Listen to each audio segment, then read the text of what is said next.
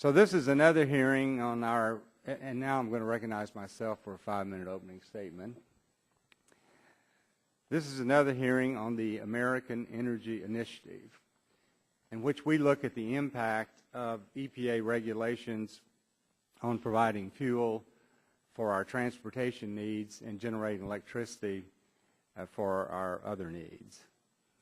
In an interview with the San Francisco Chronicle back in January of 2008, then presidential candidate Barack Obama, when asked a question, said that his administration was going to have the most aggressive cap-and-trade system that was out there.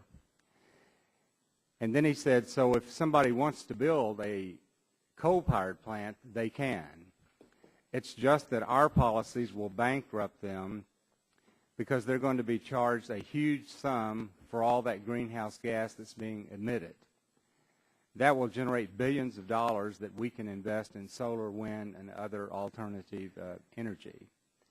Well, he was not successful in adopting a cap-and-trade system, but it's quite clear that EPA is taking up the mantle, and they are determined to pass regulations to increase the cost of coal and make other energy sources more competitive. Today we're going to focus on only 3 of the multitude of regulations in the queue at EPA, in which they're moving with unprecedented speed.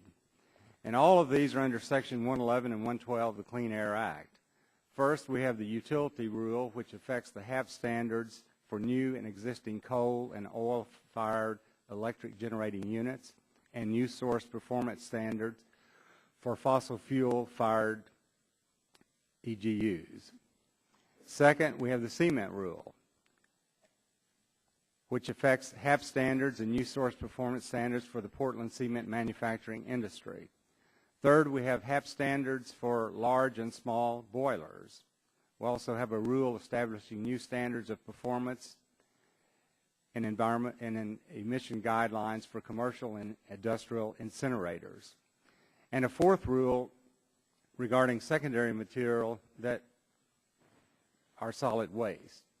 I might also mention that every one of these rules is a result of a court settlement or a consent decree. And it's becoming quite clear that lawsuits is the method now being used to regulate at EPA.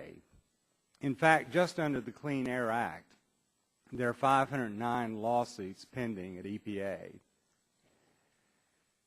So we see this pattern of third-party groups filing lawsuits, EPA entering consent decrees, federal judges issuing, giving legal fees to the parties that brought the lawsuits in the first place.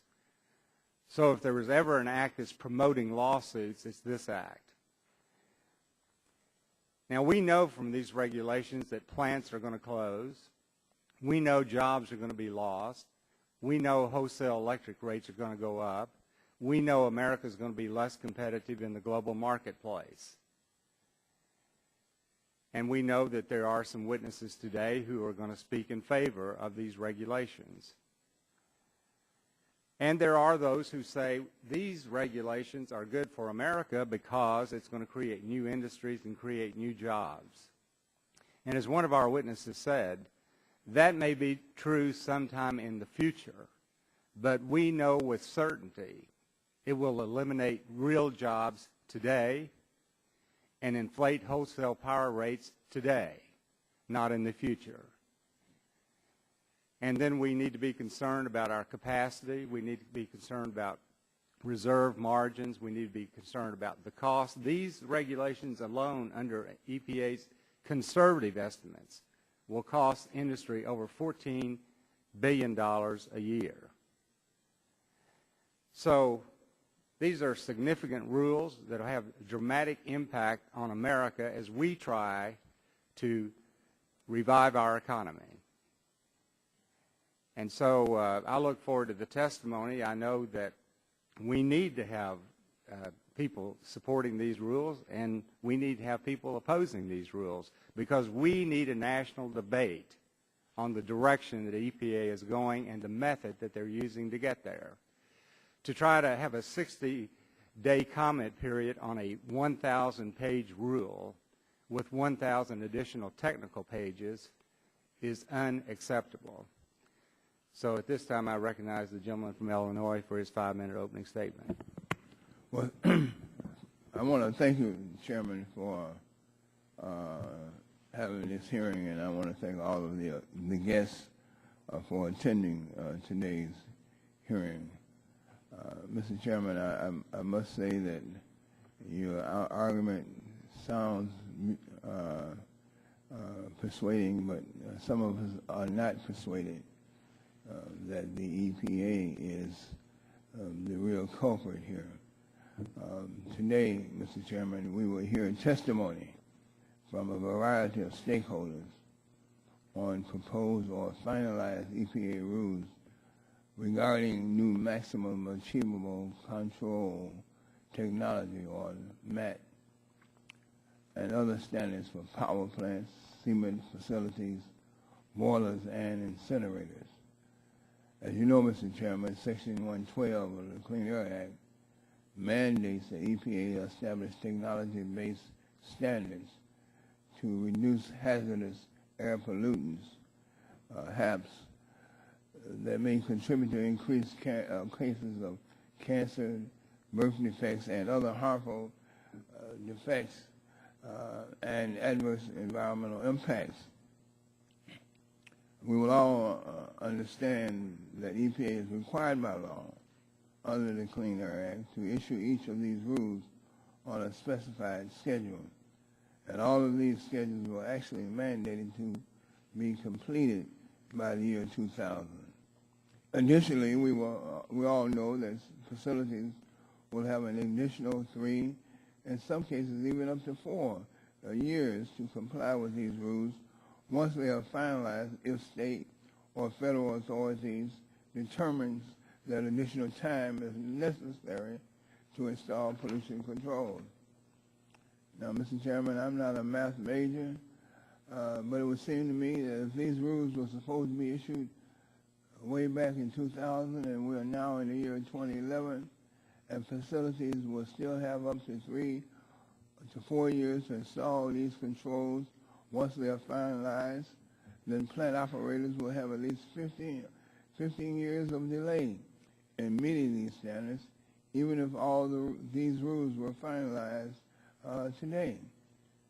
Today, Mr. Chairman, we will be hearing contrasting testimony by industry stakeholders on how compliance with these rules will impact energy rates and reliability, jobs, and the economy as well. And this is a time for us to consider the impact of these rules on rates and reliability, on jobs. For instance, those utility companies that have been proactive in preparing for these rules, and some of these utility companies have been proactive in preparing for these rules, which everyone understood that they were coming. These prepared utility companies will testify on how these rules are balanced and they're reasonable, that EPA has engaged the industry in a transparent manner, and they have no problem meeting these standards because they have already invested in these control technologies. These forward-thinking companies, which must be commended and applauded and lifted up, will also testify that implementing these pollution control technologies can indeed advance economic growth, inspire innovation and competitiveness, and actually create good, well-paying jobs through the installation of scrubbers, air quality control systems, and other pollution control equipment. In addition to these economic benefits, we will also hear about some of the health and environmental benefits that compliance with these rules will bring. Specifically, just the reduction in mercury and particulate matter alone will lead to significant and tangible health benefits, including the prevention of thousands of premature deaths, non-fatal heart attacks, chronic bronchitis, and associated asthma cases. Of course, we will also hear the other side of the story as well. Naturally, these companies who have been less active in planning and investing in pollution control technology over the years will testify that they are, as a result, unprepared for compliance and will request additional time to do so. And in essence, they're going to be whining at the table. Since there's no legislation up for debate now, today, I will reserve judgments on the merits of pushing these rules down the road for future action once again, and I will look forward to today's testimony and the subsequent question of all of our witnesses. Mr. Chairman, with that, I yield back the balance of my time. Thank you. At this time, I recognize the Chairman of the Energy and Commerce Committee, Mr. Upton of Michigan, for 5 minutes. Well, thank you, Mr. Chairman. I, too, regret that EPA is not able to be with us this morning. The American Energy Initiative is an ambitious effort to take on all of the energy-related issues that the nation faces today and into the future. With high and rising gas prices, Middle East instability, and a domestic economy struggling to regain its footing and create jobs, the current energy challenges certainly are great. And with global industrial competition and related worldwide energy demand going nowhere but up, we need to take these issues on now before they get out of hand. What is most disturbing is how many of these energy challenges are self-imposed. 2 days ago, this subcommittee heard from Alaska's entire congressional delegation, many of them, as well as local officials, and all of them, and energy company representatives from the state. Alaska is practically begging to produce more of its substantial reserves of domestic oil and help bring down future gasoline prices. The fact that EPA continues to stand in the way is both inexplicable and unacceptable. America has plenty of outside enemies who would love to cut off our energy supplies. We don't need to make things worse by being our own enemy as well. Every bit as bad are EPA regs that raise electricity costs and stifle our manufacturing competitiveness. Our fifth day of the hearing on the American Energy Initiative deals with a set of regulations, those impacting utility steam generating units, boilers, and cement. Raising the cost of operating utility steam generating units means higher electricity prices for everybody. And since boilers and process heaters are used at nearly every manufacturing facility, they also certainly raise manufacturing costs.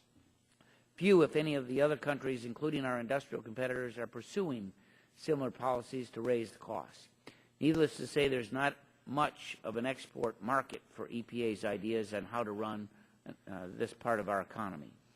With unemployment long stuck above 8%, higher in manufacturing areas like mine, we need to be mindful of regs that make energy more expensive and discourage investment in the domestic manufacturing sector.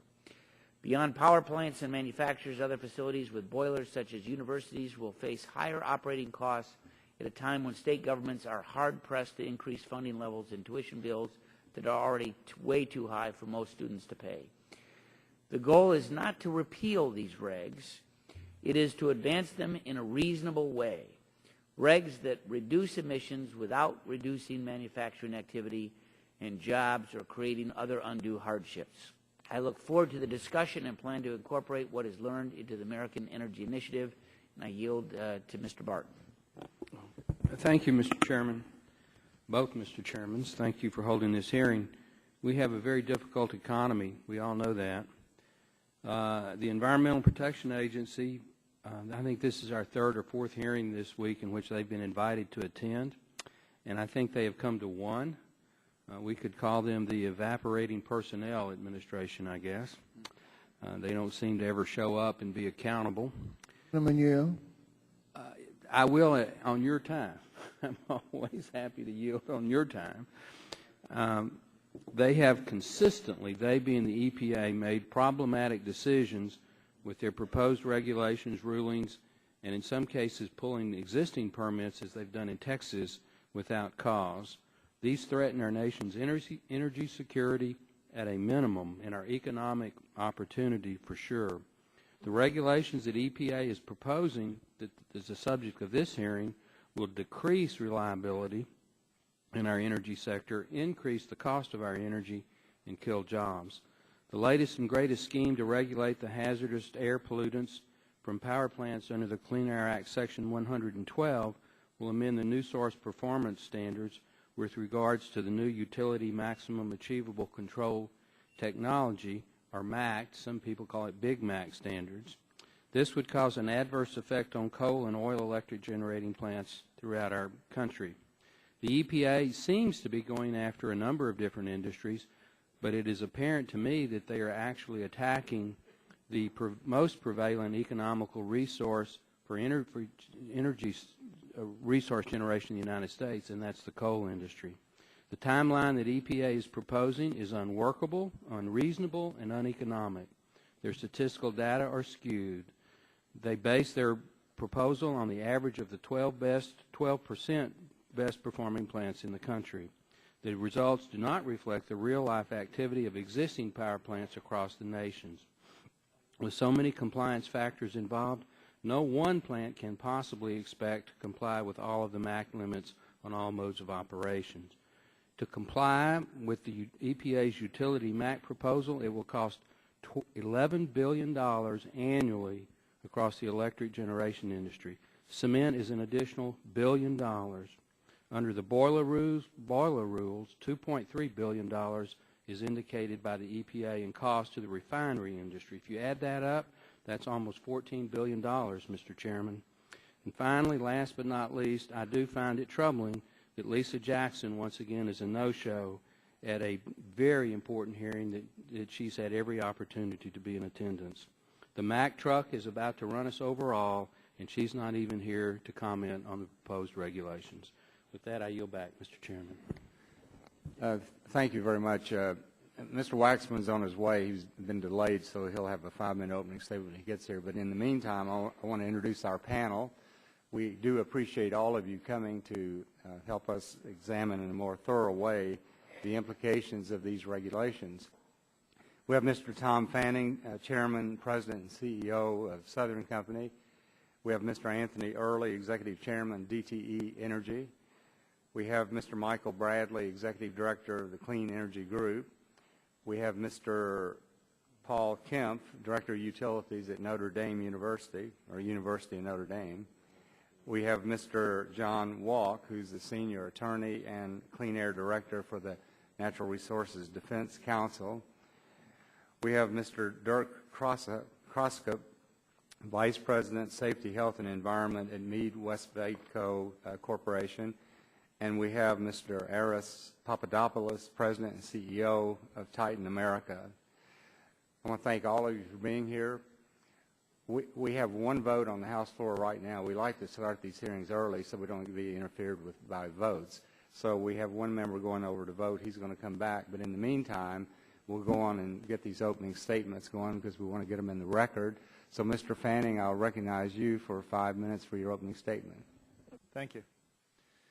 Chairman Whitfield, Ranking Member Rush, and members of the subcommittee, thank you for inviting me to testify today.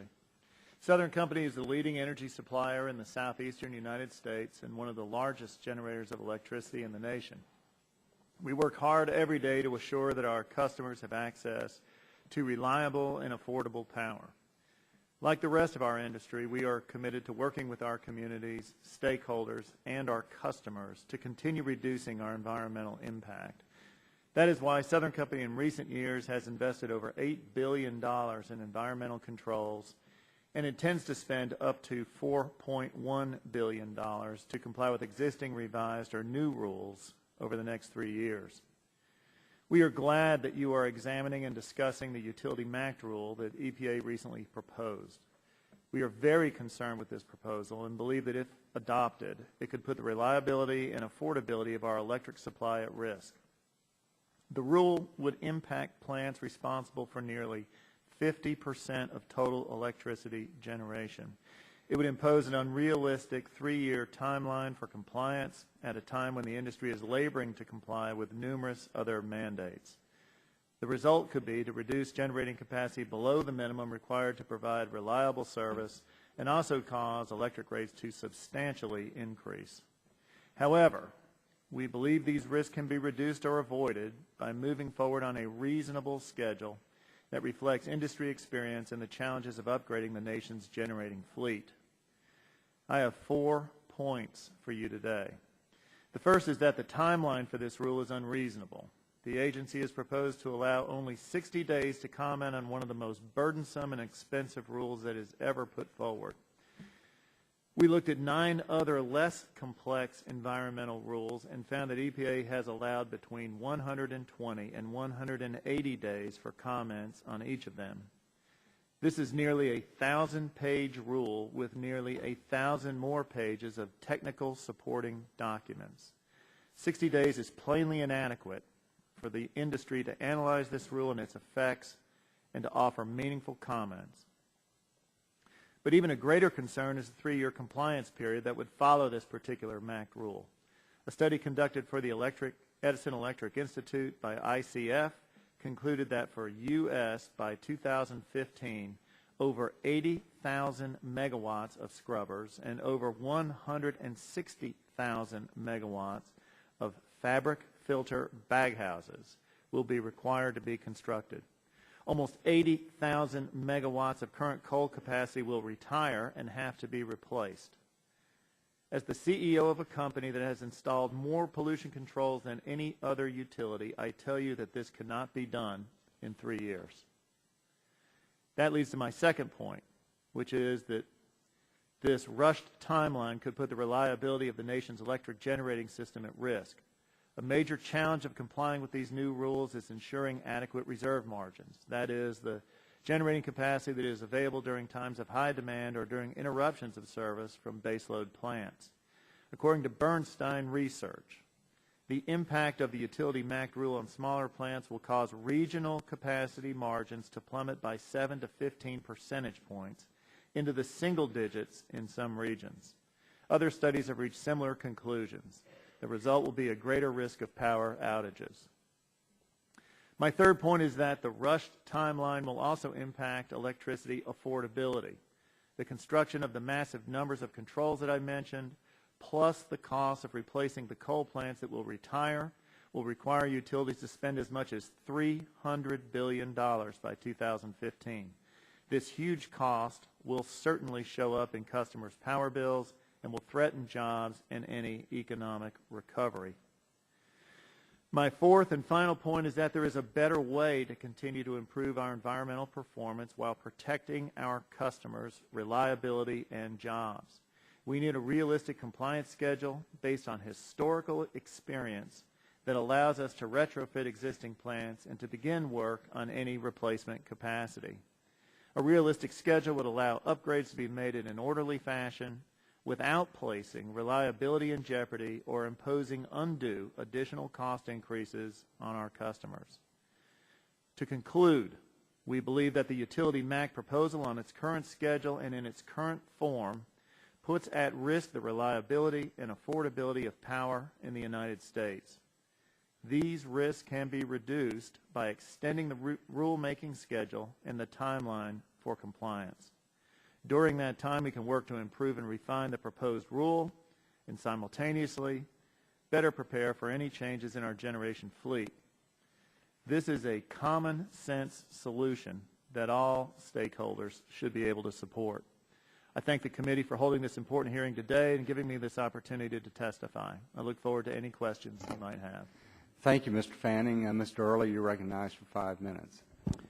Thank you, Mr. Chairman and members of the subcommittee, for the invitation to address a subject with critical implications for the future of our industry and your constituents, the customers that we serve.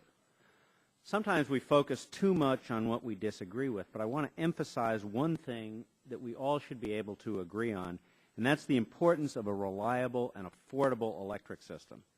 You only need to think back to the massive blackout of 2003 to understand the ubiquitous role that electricity plays in our economy and in our personal lives.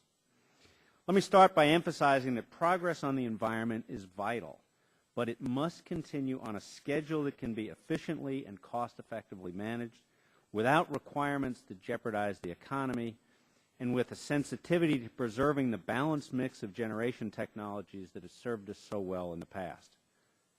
My message today is not do nothing. My message today is to do something that will continue the tremendous progress we've already made. The key to success will be managing the timing, using a common sense approach to achieve improvements, and ensuring the benefits actually do justify the very real cost in terms of money and jobs. But I want to make it clear why this common sense measured approach is appropriate by dispelling the myth that we face some immediate environmental crisis. The progress that our industry has made in cleaning the air since the Clean Air Act was adopted in 1970 is one of the great environmental success stories, and I'll use my own company, DTE Energy, as an example. Over the last 35 years, we have reduced particulate emissions by more than 90% and sulfur dioxide and nitrogen oxide by more than 70%, at the same time increasing generation output by approximately 45%. And other electric utilities have accomplished similar results. The bottom line is our children are breathing air today that is far cleaner than the air that we inhaled as children. Having said that, we continue to make improvements. We're investing billions of dollars in environmental controls and clean energy technology. My concern with the EGU MACT is that it derails this approach and has very serious consequences. The proposed rule is flawed in a number of ways. First, it provides insufficient time to address these extremely complex issues. This rule will have far-reaching economic and energy supply impacts.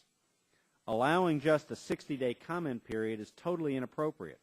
The goal of completing these regulations by November seems equally inappropriate, considering the enormous amount of public comment that this rule is going to generate.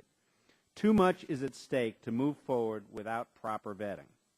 Second, the proposed rule focuses on technology-based standards for some of the emissions, and for some of the emissions there is sparse data available to support these standards. The EPA is proceeding with regulations under the mistaken belief that reasonably priced technology solutions are currently available to control acid gases, non-mercury metals, and organics. For example, the low estimate for early plant retirements is based on the belief that the industry can meet acid gas limits using dry sorbent injection. It appears that the EPA made this determination based on one 3-week trial on one boiler type. Even the company that performed that evaluation recommends a more complete trial to better understand the technology. I can't think of any business that would be willing to invest millions or billions of dollars on a single 3-week trial that may or may not be applicable to the entire U.S. coal fleet. The third and most troubling flaw of the proposed rule is choosing not to pursue health-based standards. The EPA is committing our customers to funding billions of dollars in technology investments without knowing the potential health implications and without serious consideration of the ramifications to the economy and ultimately to the public. EPA's own analysis concludes that reducing the emissions covered by the rules offers only minimal health benefits. Almost all of the benefits they assign to these regulations is associated with the expected coincidental reductions in particulate emissions, something that's already regulated under another part of the Clean Air Act. Even if EPA is right about available technology, can we afford to spend billions of dollars when we have no solid understanding of whether it's going to be worthwhile or not? Whether a conscious decision or not, the regulations will have the impact of driving companies to retire significantly more of their older coal-fired units than EPA estimates. With plant closings, lost jobs, and lost tax base at stake, we must be prudent in our decision-making, particularly in this economy. In closing, I'd like to stress that our end goal is the same, continued progress on the environmental front. I ask that you ensure that there is sufficient time for EPA to make sound decisions, to understand whether a health-based standard would reduce the real impacts on our customers and the economy, and to evaluate the adequacy of control technologies so we don't unnecessarily undermine the viability of a diverse energy mix. This approach has served us well in the past, and it will continue to serve us well in the future. Thank you. Thank you, Mr. Early. Mr. Bradley. Good morning, Chairman Whitfield. You need to hit that mic button down below. Good morning, Chairman, Ranking Member Rush, and members of the subcommittee. My name is Michael Bradley, the Executive Director of the Clean Energy Group. I'm testifying today on behalf of the Clean Energy Group's Clean Air Policy Initiative, a coalition of electric power companies. The member companies are some of the nation's largest generators of electricity, serving nearly a fifth of all U.S. electric customers. On behalf of my member companies, I appreciate the opportunity to speak with you today and offer the following observations on the proposed utility toxics rule. The rule provides the business certainty required for the industry to move forward with capital investment decisions. The proposal, while not perfect, is reasonable and consistent with the requirements of the Clean Air Act. The electric sector overall is well positioned to comply. The Clean Air Act provides sufficient time to comply as well as the authority to accommodate special circumstances where additional time is necessary. There should be no surprise that EPA issued this rule. Since 2000, the electric industry has known that hazardous air pollutants would be regulated under the Clean Air Act.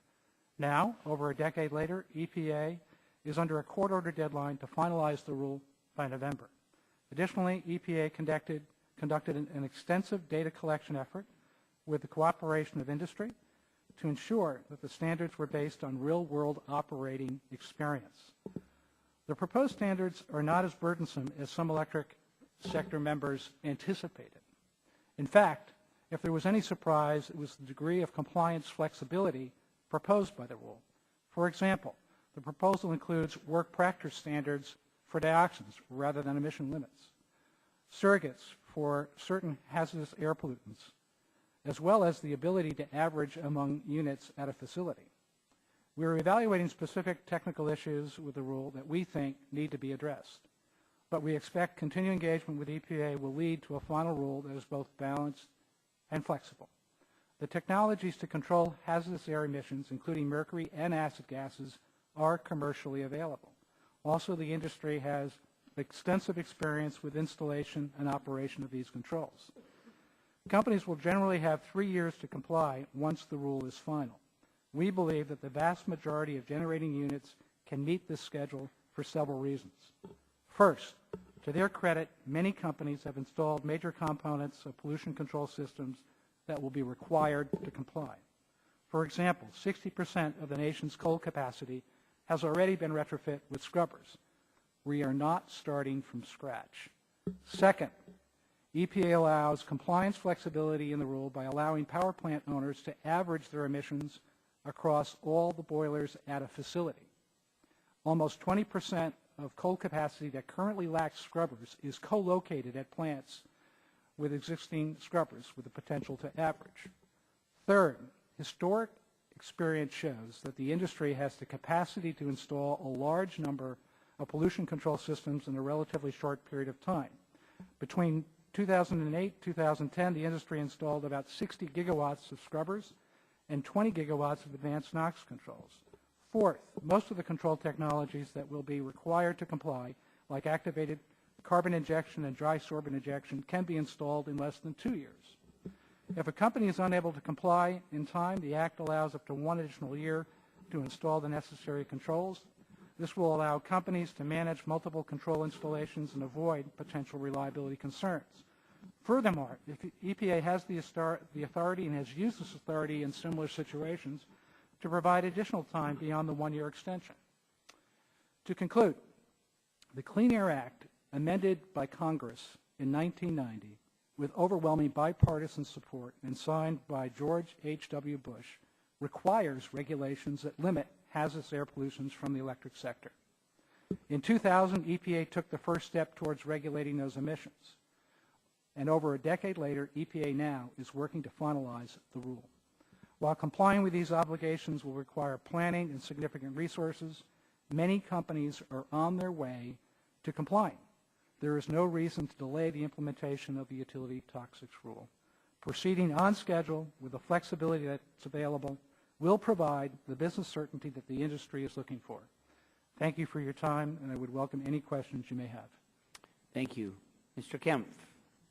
Good morning, Chairman Upton, members of the committee, and thank you for inviting me to testify before the committee today. I'm the Director of Utilities at the University of Notre Dame. The university is a national Catholic university located in northern Indiana, 90 miles east of Chicago. It has a campus of 1,250 acres with over 140 buildings and a student enrollment of 12,000.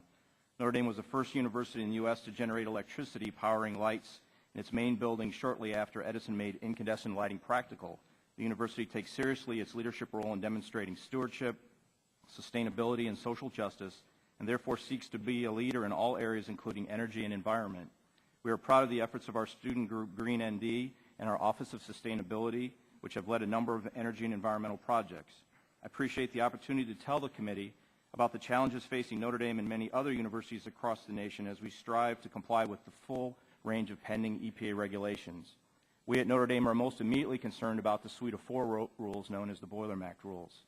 These rules will significantly impact many universities, including Notre Dame, which installed their own utility plants to ensure a reliable and an affordable source of energy for their campuses. These plants are efficient, cost-effective, and environmentally sound source of energy for universities. EPA's final rules, however, impose unrealistic and costly requirements that EPA has not justified by corresponding reductions of hazardous air pollutants.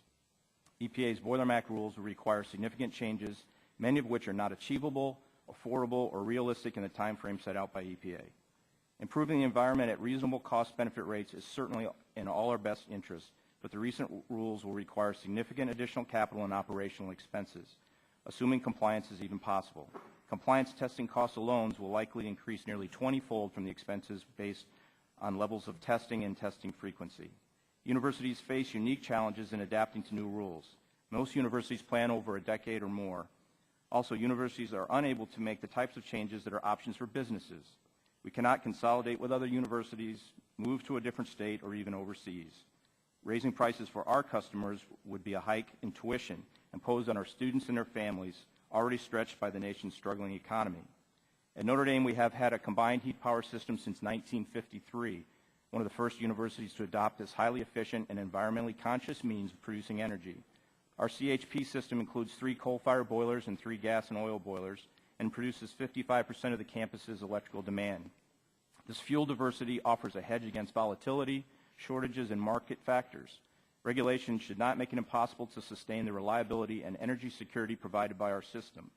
When the original Boiler Act rule was issued in 2004, the university upgraded its controls to achieve that regulation. But then the Boiler Act rule was vacated by the courts. The university was left to decide whether to proceed with its $20 million investment in pollution control equipment or halt the project. We decided to complete the project and achieve emission reductions. We were left to see whether our new system would be sufficient to comply with the EPA's revised Boiler Act. Now, nearly 4 years later, we are faced with a revised rule that's patently different from the original rule and one that presents uncertain compliance capabilities for our investment. EPA's capital cost estimate for compliance in the 04 rule was estimated at $500,000 per solid fuel boiler. We spent nearly $7 million to comply with that rule. Now, for a new Boiler Act, EPA projects capital costs of $2.2 million per unit. With this wide disparity between EPA projected costs and actual costs, it's difficult to plan. $20 million in a university setting could provide a full year of tuition for 500 students or a full 4-year scholarship for 125 students. Before we commit more millions of dollars for resources, EPA should take the necessary time to address the fundamental issues with the rules. We are not publicly funded. These added costs of compliance are borne directly by our students and their families. We're committed to continuing our tradition of offering an excellent education as economically as possible to our students. Yet with these rules on the horizon, maintaining that tradition is more challenging than ever before. Mr. Chairman, thank you for this opportunity to testify before the committee. I welcome any questions you or other members may have. Thank you. Mr. Walke. Thank you, Chairman Upton and members of the subcommittee. My name is John Walk, and I am Clean Air Director and Senior Attorney for the Natural Resources Defense Council, a national public health and conservation organization with 1.2 million members and online activists nationwide. Power plants, industrial boilers, and cement plants are the largest emitters of mercury and scores of other toxic air pollution in the country today. Mercury is a powerful brain poison that damages the developing brains of children and fetuses, lowering IQs and harming motor functions. These polluting facilities emit many other toxic air pollutants as well that cause cancer, heart attacks, strokes, asthma symptoms, and premature deaths. Yet these industrial facilities still are failing to comply with basic Clean Air Act requirements to reduce their toxic pollution over 2 decades after passage of the 1990 Clean Air Act amendments. This inexcusable situation is due to unlawful delays, along with plainly illegal standards by EPA under the prior administration. standards that were overturned in court by unanimous decisions rendered by judges appointed by Republican and Democratic presidents alike. These delays in court decisions resulted in EPA under the present administration inheriting the obligation to repropose and reissue standards that comply with the Clean Air Act and protect the public. Now that EPA has final and proposed mercury and air toxic standards for the three industrial sectors at issue today, these standards will deliver enormous benefits in health to the American people. Yet today's hearing is serving as a platform for industry officials to urge the delay of these life-saving mercury and air toxic standards. Members of this committee in recent days have acknowledged they are crafting plans to delay these generationally important health safeguards. If there is one thing for you to remember from my testimony today, it is this: delay would mean more deaths and disease on a truly staggering scale. If these health protections were to be delayed by even a single year, such delay would result in up to 26,000 premature deaths, 16,500 non-fatal heart attacks, 178,000 asthma attacks, 18,000 hospital admissions and ER visits, 1.3 million days when people would miss work or school, and nearly 8 million days when people would restrict their activities. If delay is pursued, I am unaware of any other proposal or legislation to have been entertained in Congress that would inflict this level of harm upon the American people's health in a single year. I respectfully appeal to the members of this committee to be straight with the American people about the deadly consequences of delay. The American people deserve to have these choices put in sharp relief: the choice between enforcing the law and securing these tremendous health benefits every year, or blocking law enforcement and sacrificing public health. Americans have a right to understand how many people will be allowed to die due to the weakening or delay of these health safeguards. How many more pregnant women and children will be poisoned by mercury in their bodies if Congress delays or weakens health safeguards covering these industries? How many additional hundreds of thousands of cases of asthma attacks, heart attacks, and trips to the ER would be permitted to occur? Before Congress even considers setting the country on this course, I urge you to convene legislative hearings not with lawyers, lobbyists, and corporate executives, but with doctors, nurses, and respiratory therapists. Please invite a panel with a pregnant mother-to-be, a religious leader, and a specialist in neurotoxins to discuss the impacts of delayed cleanup on the most vulnerable in our care, the more than 300,000 newborns each year in the U.S. that may have been overexposed to mercury in utero, increasing their risk of neurodevelopmental effects. These EPA rulemakings have been conducted pursuant to clear statutory authorities and court orders following court decisions that vacated and remanded earlier unlawful standards issued by the prior administration for these industries. Indeed, for critics that complain about the concentration of several standards by the current administration during its first 2 years, there's a very simple explanation. EPA under the prior administration violated the Clean Air Act repeatedly over 2 terms. Courts sent those standards back to EPA for correction. The prior administration left office without fixing those standards. And now the current administration must fix the standards to follow the law. We Americans deserve to have our government follow the law, to enforce the law. Americans have the right to clean air, a right conferred in the Clean Air Act of 1990 by a Republican president, 89 senators, and 400 members of this House. Congress should not take away our right to clean air. In conclusion, there can be no claim that EPA lacks statutory authority to protect Americans against poison and cancer-causing chemicals. There can be no complaint that EPA is acting too quickly after well over a decade of delay fueled by special interest and lawbreaking. There should be no willingness to entertain delays of health protections that will avoid up to 26,000 deaths, nearly 180,000 asthma attacks, and mercury poisoning of society's most vulnerable. I respectfully ask you to let the clean air work to protect the health of all Americans. Thank you. Thank you. Mr. Grosskopf, you're recognized for 5 minutes. Chairman Whitfield, Ranking Members Rush, and members of the subcommittee, my name is Dirk Krauskopf, and I am the Vice President of Safety, Health, and Environment with Mead-Westvaco. Mead-Westvaco is a global leader in the packaging industry, producing high-quality paperboard and plastic packaging, in addition to operating school and office supply and specialty chemical businesses.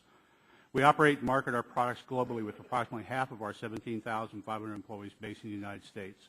At Mead-Westvaco, we are proud of our leadership in sustainability and our long-standing record of environmental stewardship. Today, I'm here representing Mead-Westvaco. However, we are also members of a number of organizations that represent manufacturers whose members share concerns similar to those that I'm expressing today on behalf of Mead-Westvaco. I would like to thank you for the opportunity to discuss the challenges that manufacturers face from the Boiler Act and other related rules. We applaud this subcommittee for your commitment to ensuring that laws are implemented in a reasonable and fair manner. Environmental legislation has produced significant improvements in air and water quality over the past several decades, and improvements year over year continue. What has also changed, and at an increasing pace in recent years, is the global nature of our businesses. Today, many businesses, including Midwest-Vaco, compete globally. We must produce cost-competitive products that can be sold into global markets. We must compete against products from overseas. We must compete in global markets for the capital required to meet regulatory demands and hopefully still be able to grow our businesses.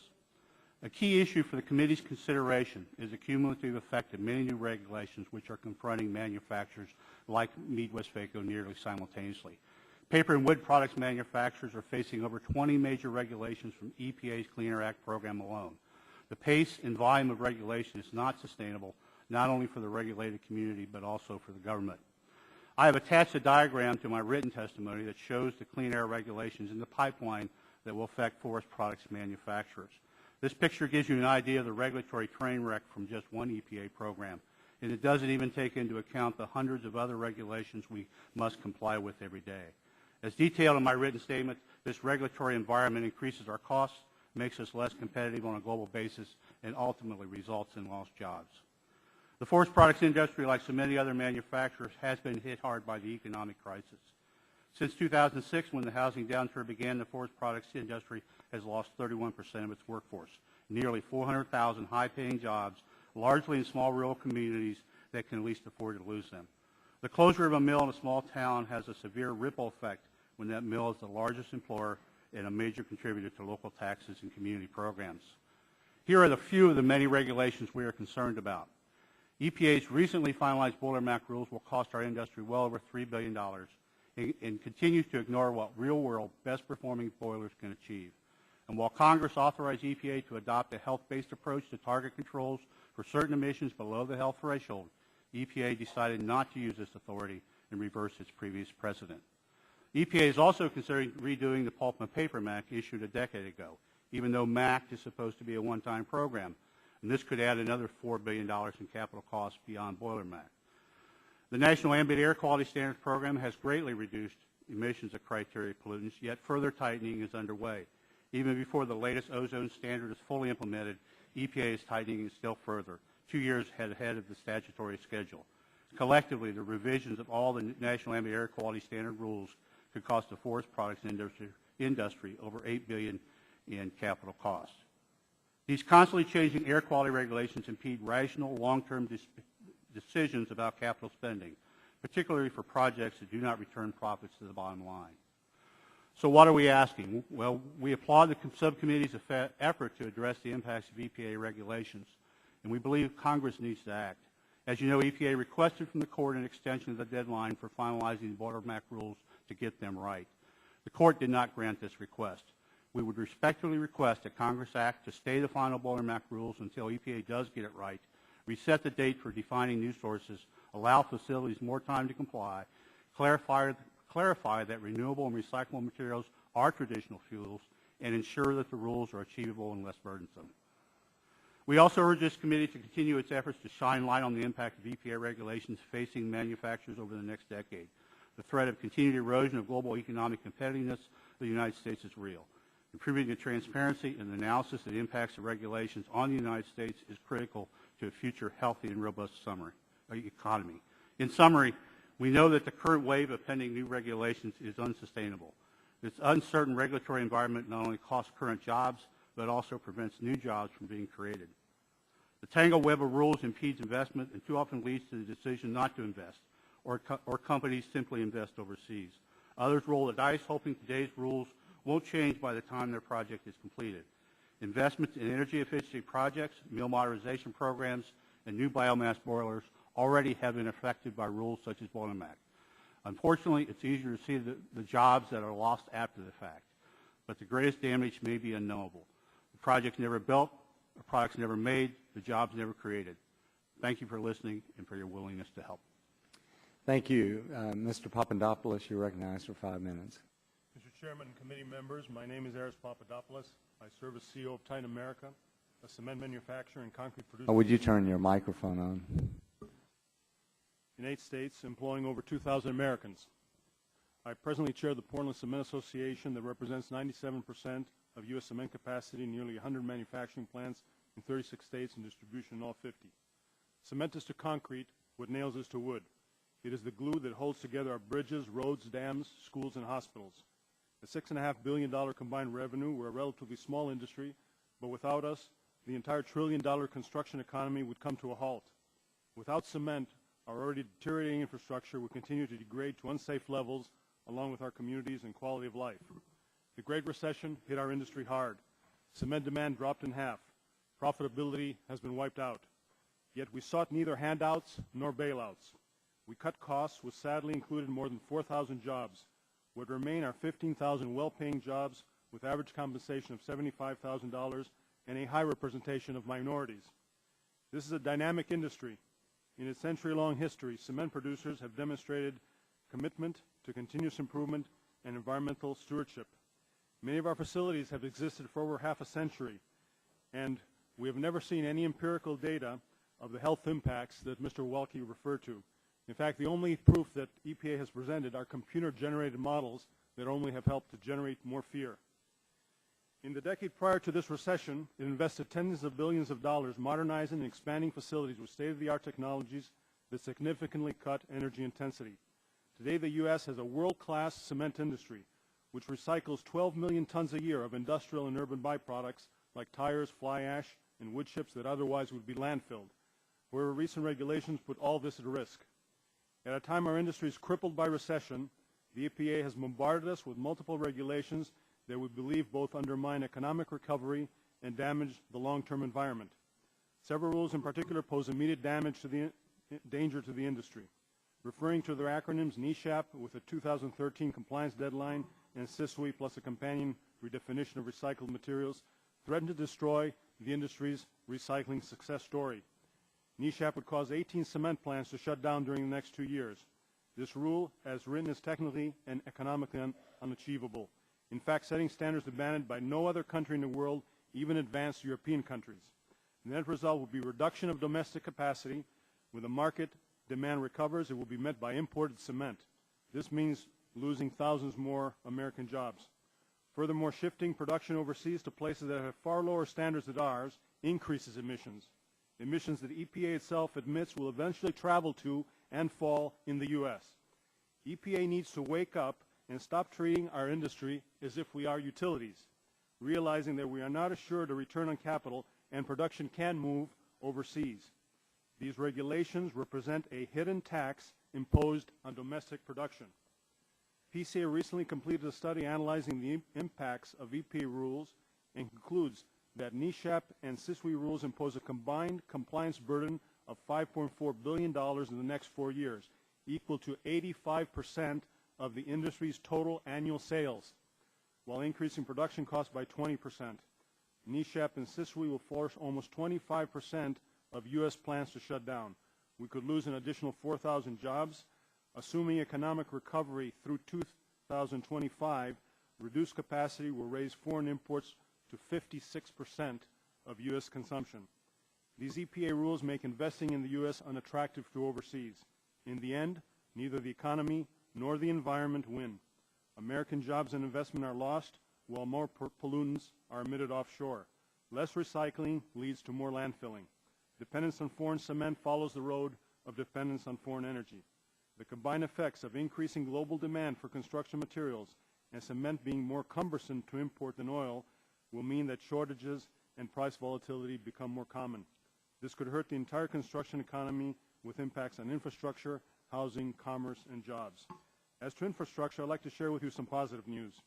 Recently, life cycle assessment research by MIT confirms that cement and concrete can play a key role in mitigating greenhouse gas emissions by building truly sustainable roads and structures.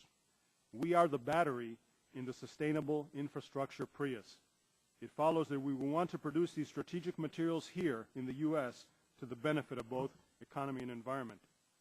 Congress needs to step up and take back legislative ownership by establishing win-win policies like those suggested by MIT's research, create a climate that encourages rather than discourages domestic investment by taking immediate action to address onerous regulations and place a near-term moratorium on more rules. With construction sector unemployment near 30%, Congress must craft legislation that replaces harmful regulations with policies that promote job growth, investment certainty, responsible environmental stewardship, and collaboration. This will revive private sector confidence, create good jobs for Americans, and restore economic prosperity. Thank you for this opportunity. I'd be happy to answer any questions. Thank you, Mr. Papadopoulos. We appreciate the testimony of everyone on the witness on the panel. And Mr. Waxman has come in, so I'm going to recognize him for 5 minutes for his opening statement. Thank you, Mr. Chairman, for recognizing me and for the courtesy of allowing me to give this statement out of the usual order. Mr. Chairman, I fear that what we're seeing is another in a series of assaults on the Clean Air Act. Chairman Whitfield announced yesterday that after the recess we'll consider legislation to delay implementation of the rules to reduce toxic air pollution from utilities, boilers, and cement plants. I think that would be a major setback for clean air. If we delay these requirements to clean up toxic air pollution, our children and many other Americans will suffer serious and in many cases irreversible harm. Toxic air pollution from power plants, industrial boilers, and cement plants include mercury, lead, which harm brain development in babies and children, arsenic, chromium, and nickel, which cause cancer, and acid gases, which damage the lungs and contribute to asthma, bronchitis, and other chronic respiratory disease, especially in children and seniors. These facilities also emit particulate matter, which causes heart attacks, strokes, asthma attacks, hospital admissions, and premature death. And these are big sources of pollution. Power plants are the largest source of mercury and mercury air pollution in the country. Boilers are the second largest source of mercury air pollution. And guess what? Cement plants are the third largest source of mercury air pollution in the country.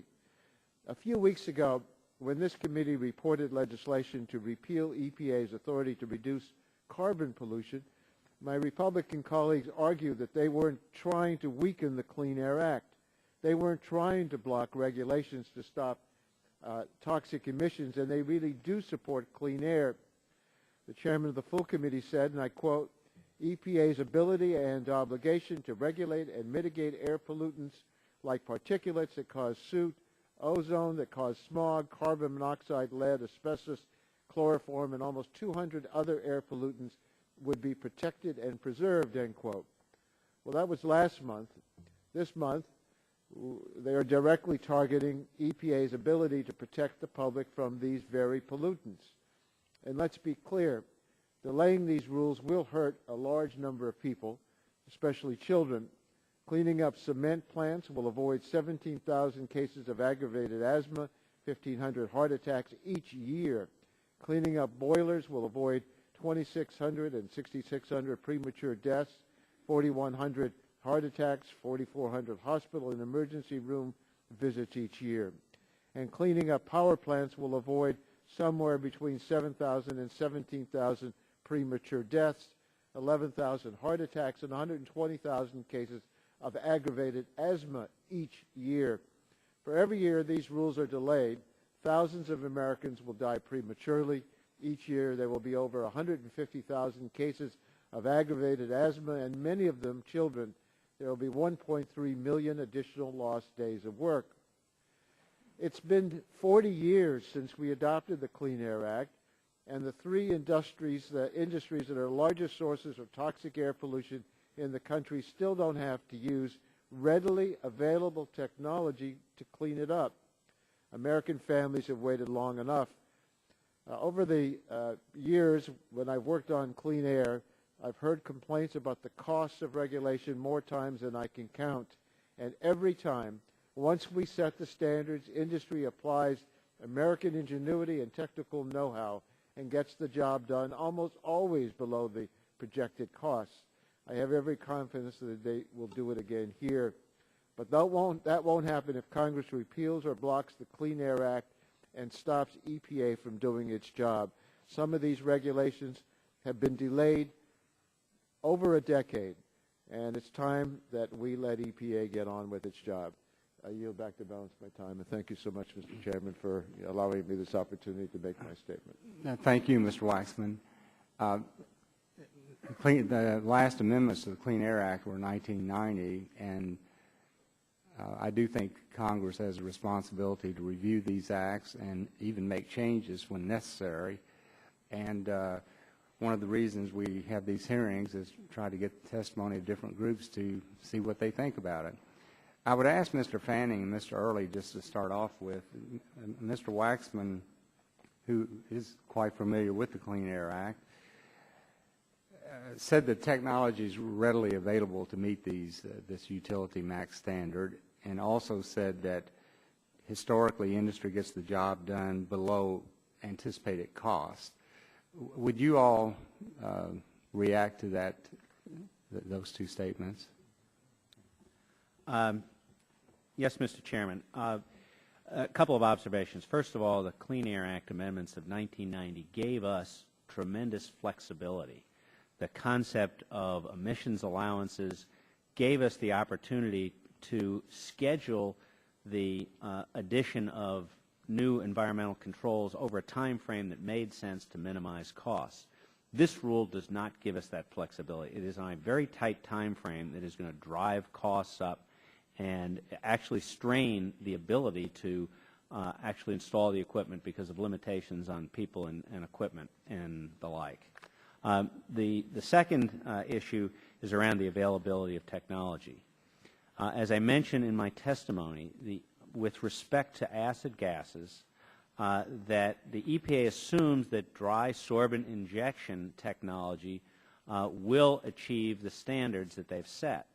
And yet they admit that it's based upon one 3-week study on one particular type of boiler. Well, in our industry, there are dozens of different boiler types, and when you start injecting materials into the boiler, it does have an impact on how the system operates. And we have no assurance that that technology is going to work. And I don't think it's appropriate to bet millions or billions of dollars on a technology that may or may not work. It doesn't make sense. And that's why time will give us a chance to ensure whether that technology does in fact work or whether those technologies are not going to work and we have to look for something else. Mr. Fanning? Thank you, Mr. Chairman.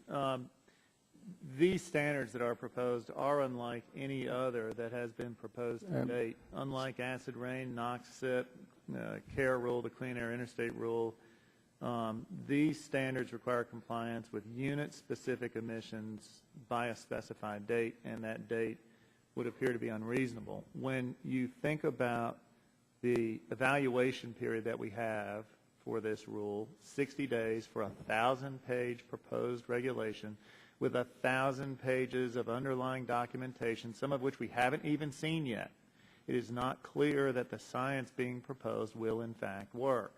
There are significant disagreements that we have, and I must say that Southern Company is by far the leader in our industry in proprietary research and development. We have deployed over $10 billion, or will have deployed over $10 billion of environmental control equipment. We have developed our own environmental control equipment that performs at levels well in excess of industry standards and is able to be deployed 10 to 20% cheaper than what our peers are able to do. We don't believe that some of the levels that are proposed are workable. And I think just following on what Tony said, I think that when you consider what the EPA has proposed in terms of what will be required as a result of this rule, 24,000 megawatts of scrubbers, I think the number will be more like 80. They have a very low number for what might be the retirements, and therefore we'll have to replace that generation to provide reliability for the benefit of our customers. We think that number is going to be 70 to 80,000. So this is a very different landscape. Okay. Thank you, Mr. Fanning. Mr. Dingell, I'll yield to you. You are most courteous, Mr. Chairman. This question, just yes or no, to our last two witnesses who commented, Mr. Fanning and Mr. Early.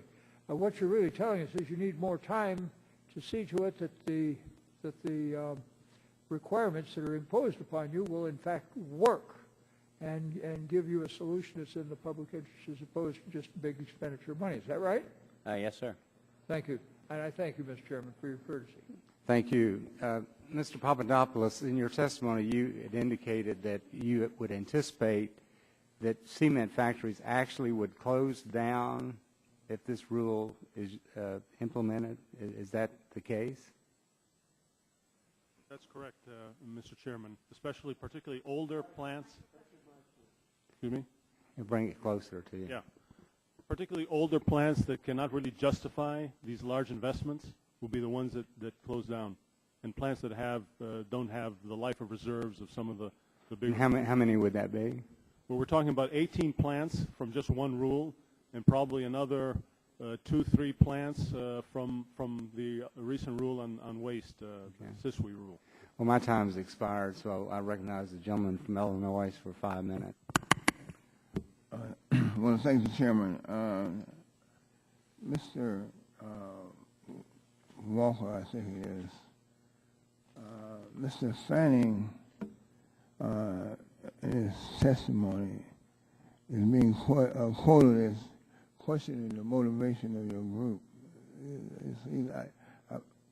Mr. Bradley, Mr. Fanning is being questioned is being quoted as questioning the motivation of your group. He said he reportedly said that, quote, some companies see a chance to increase their bottom line through the reduced reliability and higher costs that EPA regulations would produce. Can you speak to the competitive advantage being realized today by companies generating electricity through coal without any environmental control? And secondly, why do your company support EPA regulations to restrict emissions from generating plants? Are you all reaping a windfall here? We've known that these regulations have been coming for over 10 years. Mm-hmm. The vast majority of companies have been planning ahead. The utility industry across the board has taken measures in advance. As I indicated, 60% of the capacity of the coal capability is already retrofitted with NOx emissions. It's been widely deployed. The issue around direct sorbent injection, I think, is a little outdated. We've seen in EPA's database, this is to control acid gases, dozens of sources that have been tested, dozens of plants that have deployed the technology, and we've been real familiar with a couple of plants that have tested the technology and believe it's going to be the key to compliance. The baghouse fabric filter undertakings are going to be extensive, but they're doable. We think a lot of the technology can be deployed in 2 to 3 years, but I have to underscore the fact that every plant is different. Every plant has to be treated with specific engineering and design capabilities. When it comes to reliability and reserve margins, we think the place to go to assess that is the North American Electric Reliability Council.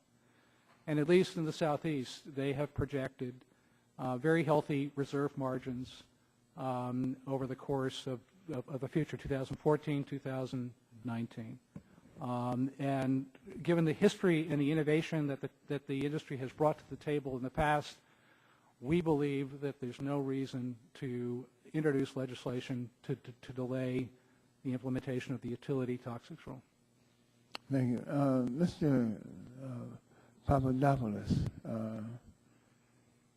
it's been reported here, and I have a copy of an article from the News and Observer.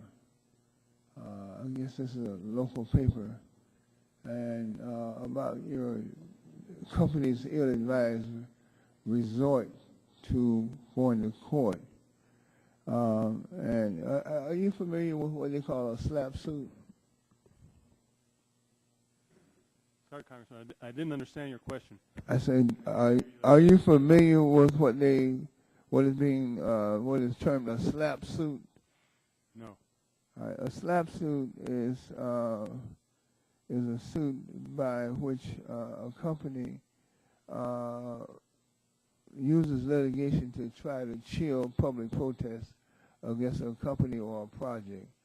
I want to bring to your attention a report that your company sued a pediatrician, Dr. Hill, and a mom, Ms. Kane Darrell, over statements they made opposing a proposed Titan plant near Wilmington, North Carolina. As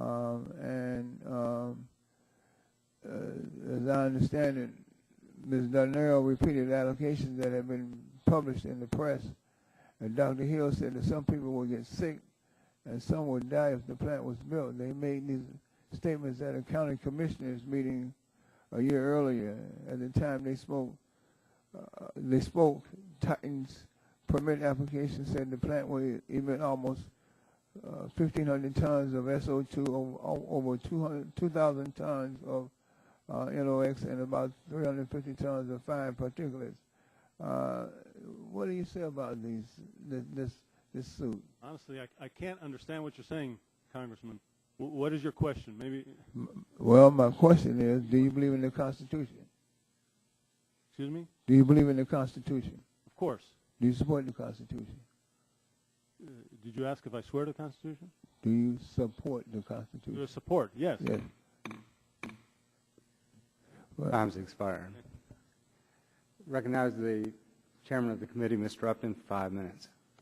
Well, thank you, Mr. Chairman. Mr. Fanning and Mr. Early, I guess, Mr. Early, in your testimony, you talked about if these utility MAC rules, if the timing stays 60 days to review, begin to see them implemented, 1,000 pages of regulations.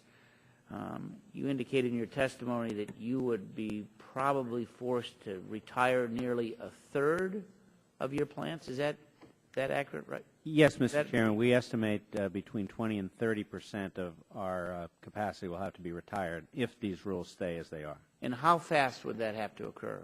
That would have to happen over the next 4 years. There would not be enough time to build new capacity to replace it, given the timetable of this bill. So you'd have to purchase power from somebody else. We would be forced to purchase power on the open market. And how easy is that to do? Well, if the power is available, it's easy to do. What will happen is it will drive the price of electricity on the market. The laws of supply and demand can't be repealed, and we'll be paying more, and our customers will be paying more for electricity. And how much more do you think that would be? Our estimate is that the overall cost to our customers is in the range of 25% increase if these regulations are implemented. So as we come from Michigan, where we're already getting pounded with higher unemployment, this would add to those costs in a pretty dramatic way. Absolutely, Mr. Chairman. And remember, it's on top of environmental controls that we already have installed that our customers are paying for, and the multiple regulations that are in the pipeline which will add to these costs. So it will be a significant burden for our customers that are challenged and are struggling to recover from the Great Recession. And Mr. Fanning, is that about the same case for Southern Company too? Yes, sir. We estimate the economic impact would be an increase in prices of about 25% for the Southeast. And it would impair reliability potentially, which hurts economic growth. Mr. Papadopoulos, some have suggested clean it up. Some others would say these regs come in and move them out. Where is your competition for cement? What other countries is my question? What other countries compete? Mexico and China? Yeah, are they your prime competition? Back when we had a very... I don't know that your mic button's on. Just, yeah. When we had a very strong construction industry, let's say in 2005, the U.S. was importing about a third of its cement needs. And the countries that were coming from, Asia was a big importer, China, Thailand, Korea, countries in Latin America, Mexico. And what type of regulations do they have on producers of cement in Mexico and China? Well, they are moving, but they are decades behind us. Decades behind it. Decades behind us. And what will the if if you kept all your production in the U.S., what would the additional cost be? Well, what we pointed out here through our study is that to comply with just a couple of these, and we don't know if this is the end of the pipeline. This is the big uncertainty in our industry and probably other industries, is going to take $5.5 billion, 85% of our annual sales. And it's going to, on the other hand, not even help our costs. It's going to actually increase our costs by 20%, making us even less competitive with imports from overseas. Mr. Fanning, could you walk me through the Franken plant exercise that you cited in your testimony? I'm sorry, say it again. The Franken plant? Oh, yes, sir. Yeah, so a lot of the design characteristics that would follow the implementation of a MAC for different kinds of emissions are designed to provide a MAC for one and then another and then another. It does not take into account the consolidated impact of all the emissions and therefore a single design. What they would do is pull together the maximum available control technologies for each different design and therefore create a plant, frankly, that may not be workable. That's why we use the phrase Franken plant. Mr. Kemp, I'll confess I'm a Michigan man. It's okay. I'll be in South Bend tomorrow. That's where my plane comes in, and I root for the Irish in a lot of different ways. And a great university. We have a very good rivalry, as you know. And as I visit some of my universities, Western Michigan University as an example, I visited their power plant. So you have spent $20 million on your facility in the last 10 years? Correct. That was our activity to achieve the original MAC when it was promulgated. And it does not comply with these regs? Oh, well, the equipment we purchased, obviously we sought a margin of compliance below the limits that were in the 04 rule, but the new limits that are proposed are below the guarantees that we achieved from the manufacturers of the equipment. Thank you. My time has expired. Gentleman's time expired. The chair now recognizes Chairman Emeritus Mr. Waxman for 5 minutes. Thank you, Mr. Chairman. In his testimony, Mr. Fanning told us that, quote, the major flaw in EPA's analysis is that it makes overly optimistic assumptions about the effectiveness and availability of certain control technologies, end quote, specifically dry sorbent injection, or DSI. Mr. Early's testimony stated that EPA makes its determination about DSI based on 1 3-week trial. Mr. Bradley, what can you tell us about DSI? I can tell you that I'm not exactly sure how EPA judged its estimate on DSI. I can also tell you that in the NEDS database, you can look and see that dozens of units have been retrofitted with direct sorbent injection.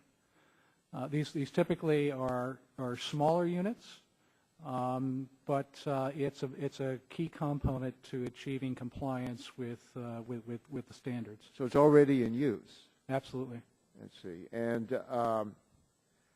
it's my understanding that the industry's cost assumptions and projected retirements depend on DSI not being available as EPA projects. Could you elaborate? Do you think is that Certainly. accurate? I think there have been a variety of analyses looking at this situation prior to EPA proposing the rule. Now that the rule is out and the standards are set, and the standards are not as aggressive as I anticipated. This is for mercury, for PM, and for acid gases. And they introduced quite a bit of flexibility that I think a lot of the folks in the industry didn't anticipate.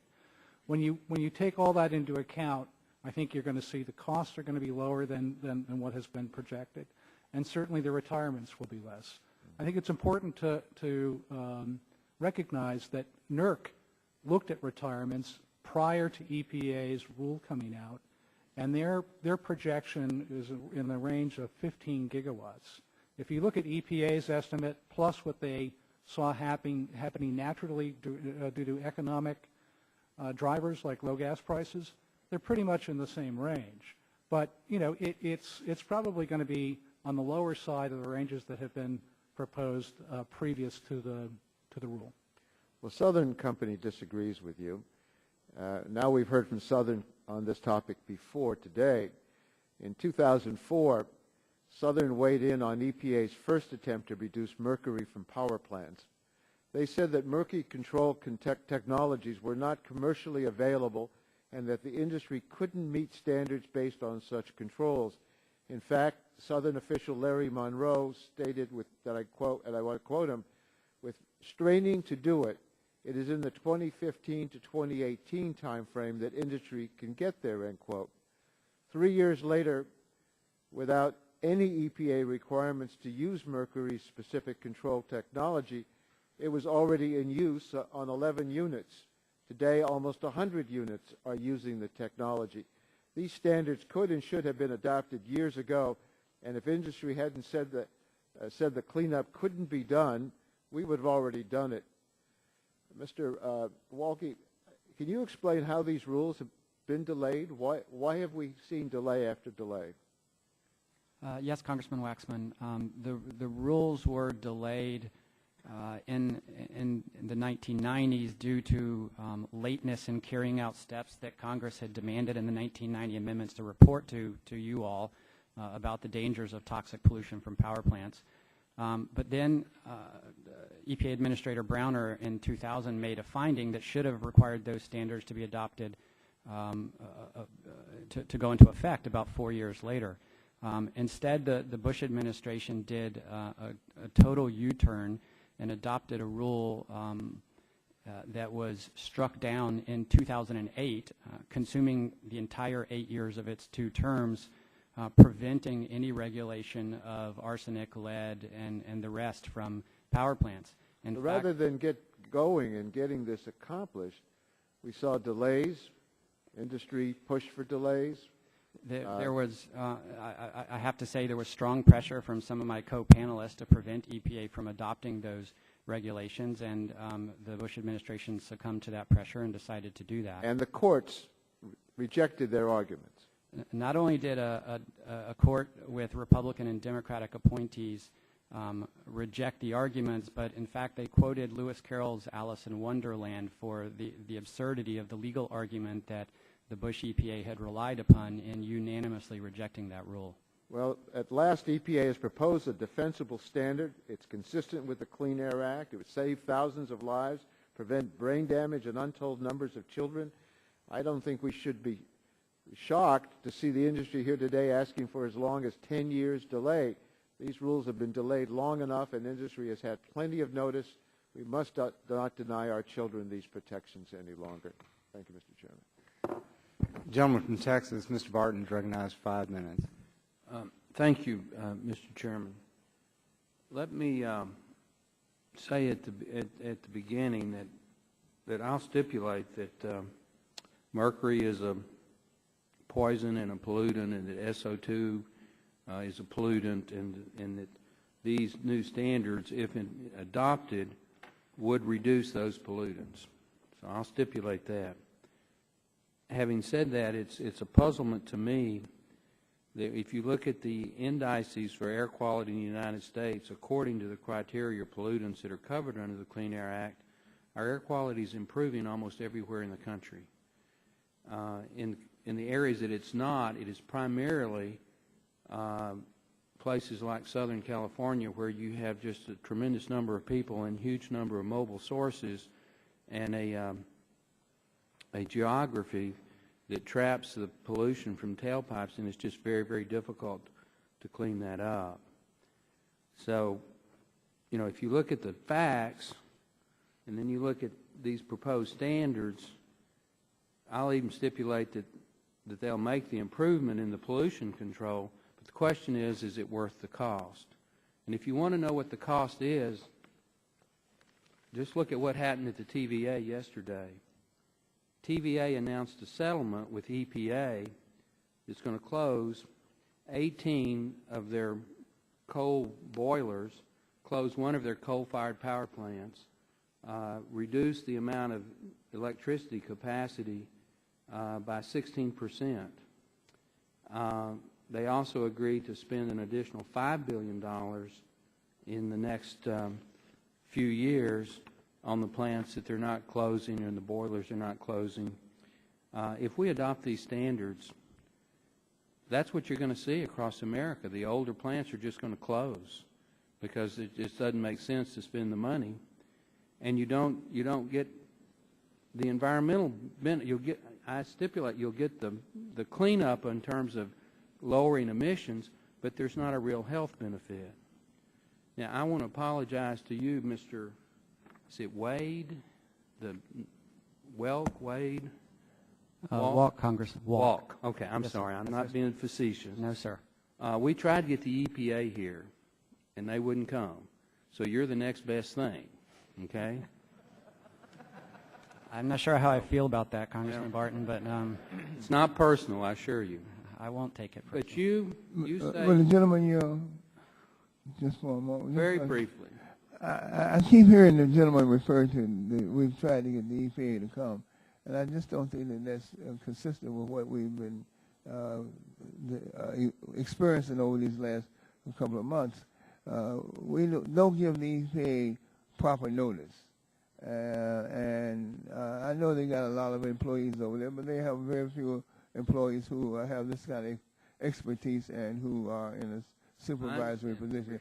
That's the reason why Chairman Waxman and I invoked. Well, they've had since November, the first Tuesday in November, to get ready, Mr. Rush. Well, we've had a number of hearings, and I would encourage you to encourage them to show up so we don't have to. With all due respect to the Chairman Emeritus, even the members on our side, sometimes we are noticed at the last minute, so we have to scramble. And we're here in the same building and operate in very close contact with you. Sometimes we have to reclaim my time, and I would ask unanimous consent for 3 additional minutes, or at least 2. I don't know how long Mr. Rush took, but I have some pretty important questions I'd like to ask. I have no objection. Without objection. Okay. Now, let's go back to you, Mr. Walk. In your testimony, you say that these standards would save 17,000 lives in terms of premature deaths a year, I think. Is that not correct? That's taken from EPA's projecting it up to 17,000 We'll stipulate it's a number you've gotten from somewhere else. Yes, sir. I want to ask every private sector individual here. I'll start with Mr. Fannin. How many cases in your company were there last year of mercury poisoning reported? None that I know of. Does anybody know of any mercury poisoning because of emissions from any of your plants? Do you know how many there were in the country last year? 0. What about SO2? Any of you have any history in your plants of SO2 poisoning? Now, we cut SO2 emissions by 50% in the last decade, and this, if implemented, cuts it another 50%, but takes it from 4 million tons a year annually to 2 million. Now, Mr. Walk, again, it's not your statistic, but it's reported all the time. There is absolutely nothing to back it up. Congressman Barton, with all due respect, do you know how many? Correct. I'll ask you. How many pounds of mercury is emitted from an average 500-megawatt coal plant a year? Congressman Barton, those deaths are attributed to deadly soot pollution, particulate Do you know the matter, number? not mercury. So I want to be clear the basis for my claim. It's particulate matter that kills people. EPA is not claiming All right, and let's see that backed up. Okay, I'd be happy to, and that's a great thing for this committee to convene a hearing on with the National Academy of Science average and EPA. 500-megawatt coal-fired power plant produces 3 pounds of mercury a year. 3 pounds. According to Mr. Walk's testimony, these standards reduce that 91%. Well, that's great. So you go from 3 pounds a year per plant to 0.3 of a pound per plant. But that's per year. Now, to actually cause poisoning or a premature death, you have to get a large concentration of mercury into the body. I'm not a medical doctor, but my hypothesis is that's not going to happen. You're not going to get enough mercury exposure or SO2 exposure or even particulate matter exposure. I think the EPA numbers are pulled out of the thin air. And I'm going to ask that we send an official document to EPA. Let's back them up. Because the entire premise for going forward with these standards is that you get such a tremendous ratio of benefits to cost because they claim, according to Mr. Walk's testimony, which he's an honest man and he's got it from somewhere, is $40 billion annually. Well, if you really don't have the benefit because you're not having the medical negative, but you really have the cost, and if you don't think the costs are real, just look at how many factories are closing and going to Mexico and China. Look at the population of Mr. Dingell's home city, Detroit, Michigan. It's fallen by 40%, I think, in the last 20 years. If you don't think those are real, so if we're going to have a real debate about these standards, Mr. Chairman, we need to start getting some real numbers from the EPA and getting the EPA up here, if it takes Mr. Rush's help, Mr. Dingell, and Mr. Waxman's, because if their benefits are not real and the costs are real, we're absolutely wrong to force these standards. And with that, I've overextended even my extended time, and I yield back. Well, thank you. I might mention to the gentleman that there was an article in University of Michigan Law Review recently, not too long ago, that was quite critical of the method used by EPA in calculating health benefits. That's why we need the EPA here. At this time, I recognize the gentleman from Michigan, Mr. Dingell, for 5 minutes. Chairman, I thank you, and I thank you for your courtesy in yielding to me earlier.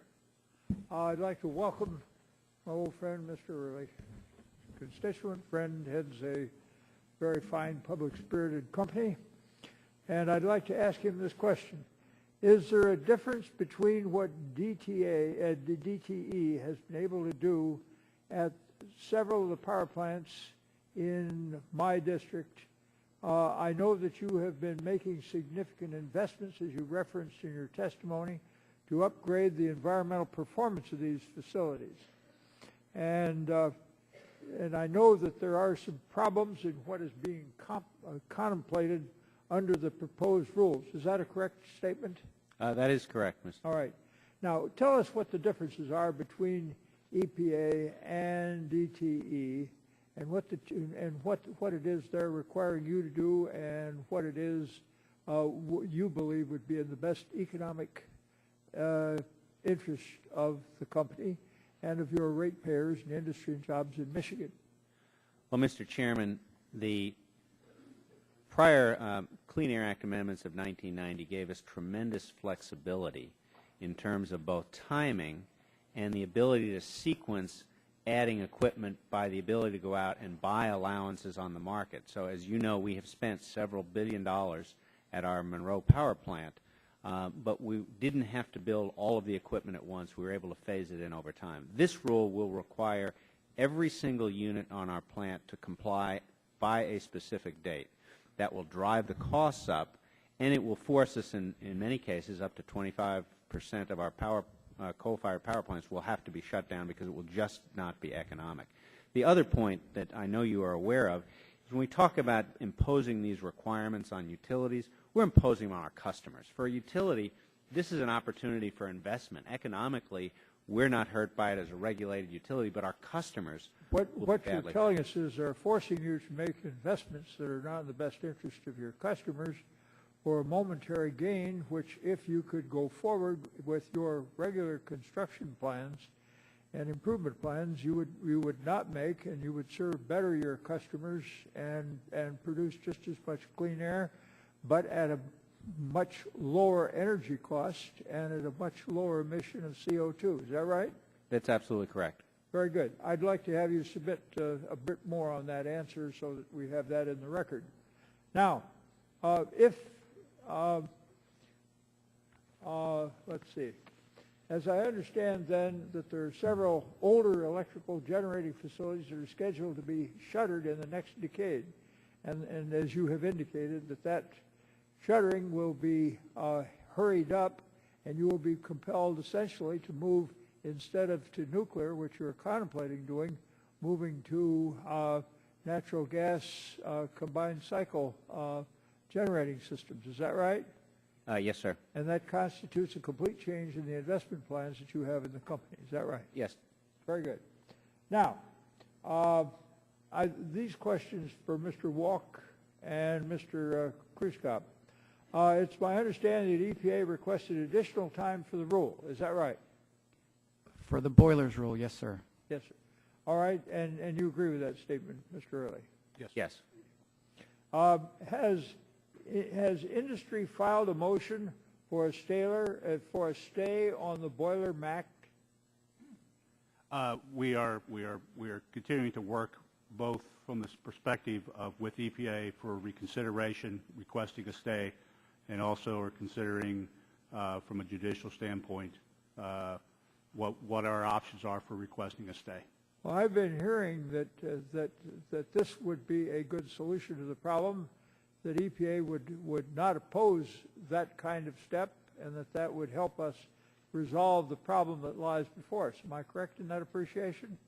I think that it's generally correct. I think EPA certainly indicated they needed quite considerable additional time to get the rule right. At the same time, though, there are some elements of the Boiler MAC rule which EPA has been resistant to correcting the way we believe they are, and that really is around the health-based compliance alternative, which is part of the Clean Air Act, and we believe that's appropriate. Thank you. I've got 9 seconds to ask this question, Mr. Early.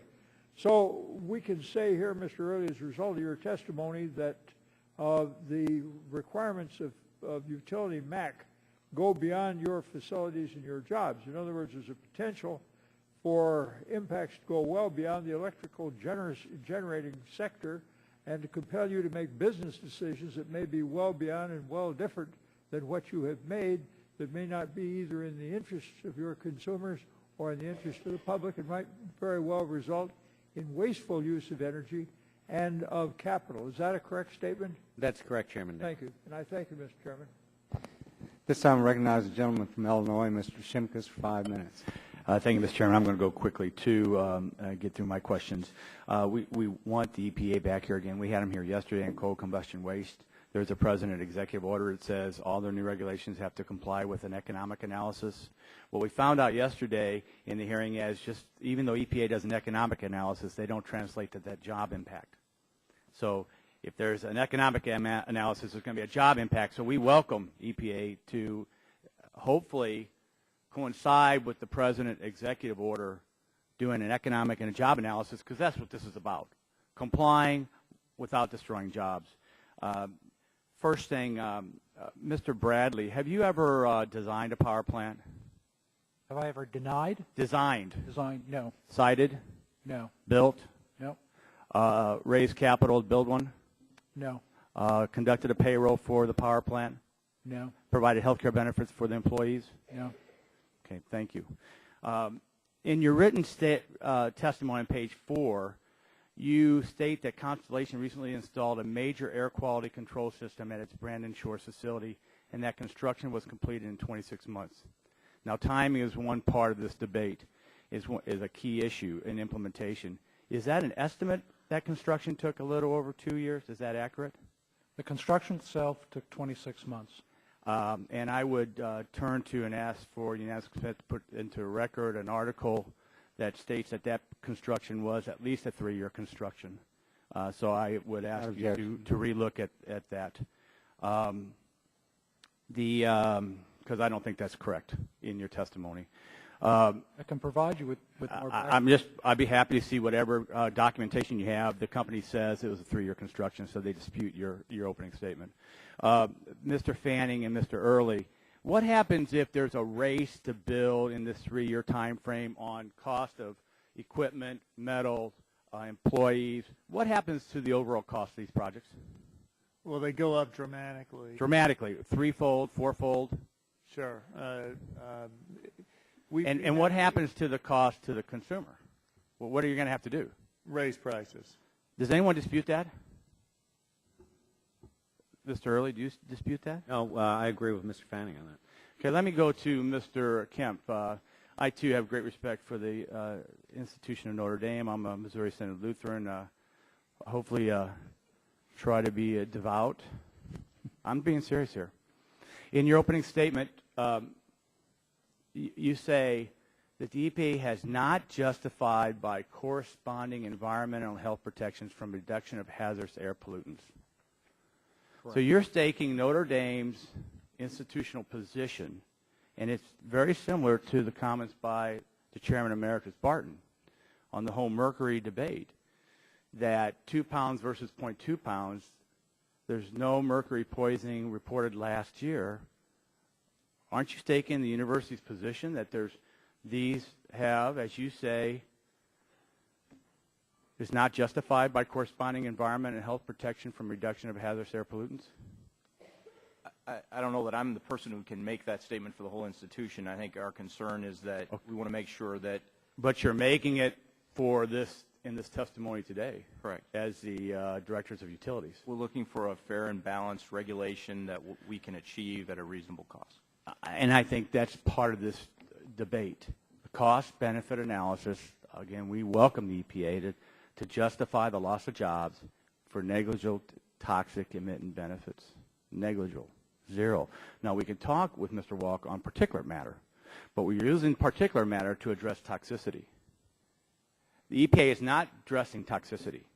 All this debate is on PM. Mr. Walk, I don't want to go down this route, but you raised it in your opening statement. You are concerned about mercury contamination in the unborn child. Is that correct? That's part of your opening statement? That was. Does the NRDC have a position on abortion? Not to my knowledge. And you know that's the destruction. I'll use the pro-choice vocabulary. That is a fetus, right? An unborn child is a fetus. You're concerned about the fetus and mercury poisoning, but NRDC doesn't have a position on the protection of the fetus on abortion? Is there a conflict here between life and health? I don't think there's a conflict, but I think there's a huge conflict, and I would neurotoxicity by mercury poisoning. I would say that if NRDC is concerned about mercury poisoning, then they ought to be concerned about the destruction of human life in the process of abortion. I yield back my time. Thank you. Mr. Gonzalez, you're recognized for 5 minutes. Thank you very much, Mr. Chairman. And I have 5 minutes, and we have so many witnesses, so I'm going to employ the John Dingell method, and that is just a yes or no answer. And we'll start with Mr. Fanning. Do you believe that the Clean Air Act should be repealed?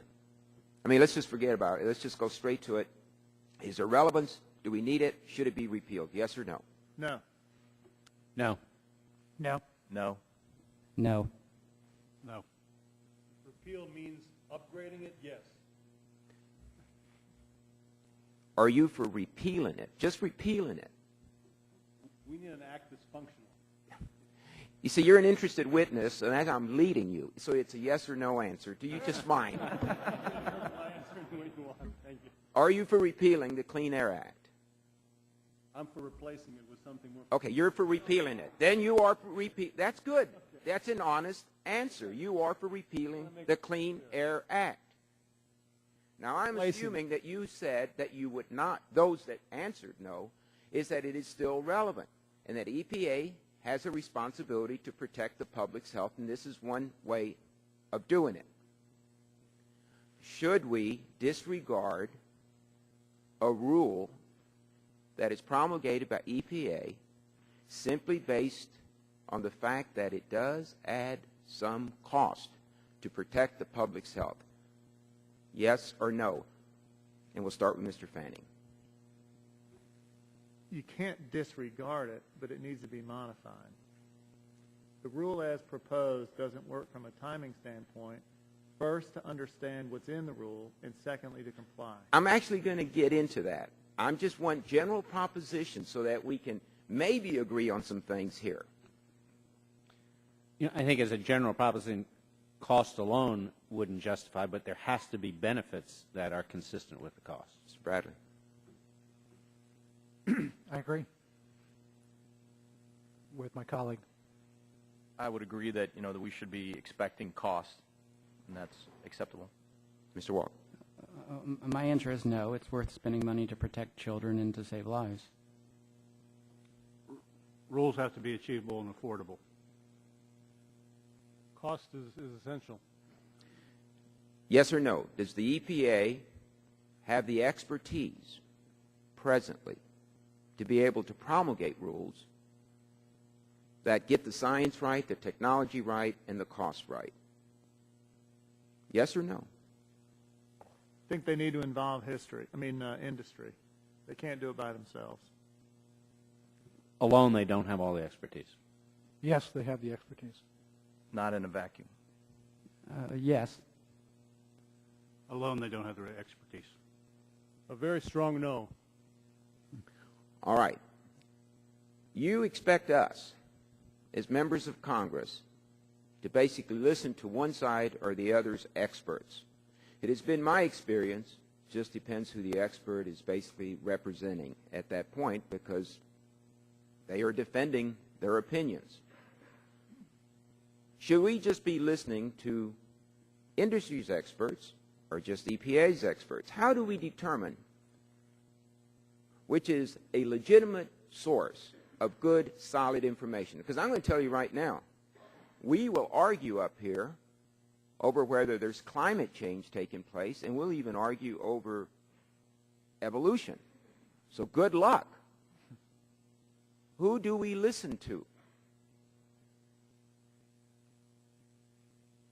Industry or EPA?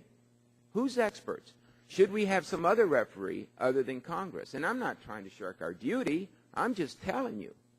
The stuff that you present to us is really many times incomprehensible because we are not experts. And we expect that experts from industry and experts from EPA are going to give us an honest opinion. But you guys don't agree. So who do we listen to? And I only have 30 seconds. Tell me who should we have as this disinterested third-party expert? Congressman, I think you're making a great point that for the need to review this rule and debate with EPA its ramifications in a reasonable time frame. I think that is why we need more than 60 days in order to really understand 1,000 pages of a proposed rule and 1,000 pages of documentation underlying it. And Mr. Brandon, my time is up, and to the other witnesses, if you could supply that answer, as you tell me who that referee, that disinterested third-party expert, but I am not averse to extensions of time to give people that are impacted time to comply and understand and evaluate. But when we do that, I also want to know that you just won't be asking for more time. Thank you very much, and I yield back. The gentleman from Oregon is recognized for 5 minutes. Mr. Chairman, first of all, thank you for holding these hearings on these rules. I was kind of amazed the other day when we had one of these hearings to hear, I believe it was a witness from the EPA, talking about the job creation that's going to come from all these regulations. And having been a small business owner for over 20 years, I'm always astounded when the government puts on a rule that's very expensive and calls that job creation, when they don't look at the other side of the equation. In my district, Mr. Papadopoulos, we have a cement plant that Ash Grove, I believe, owns. They've invested $20 million installing an activated carbon injection system. They've optimized their ACI to achieve 95% reductions in emissions, and EPA wants them to go to 98.5%. And the rule requires them to sustain those reductions over a 30-day average. So even if you have a little blip, you're out of compliance. There are 116 jobs on the line, most of them union. This is Baker County's largest single taxpayer and employer and puts $9 million into the economy. Now, I know some of my colleagues on the other side of the aisle say, oh, it doesn't matter because they're not really for jobs in the private sector anyway some days, I believe. This is going to devastate the county and the economy of rural eastern Oregon County I represent. And the difference between 95% and 98.5% is the equivalent of less than a teaspoon of mercury a day. And over that, we're probably going to lose this plant and those manufacturing jobs, and we'll end up importing more cement from China.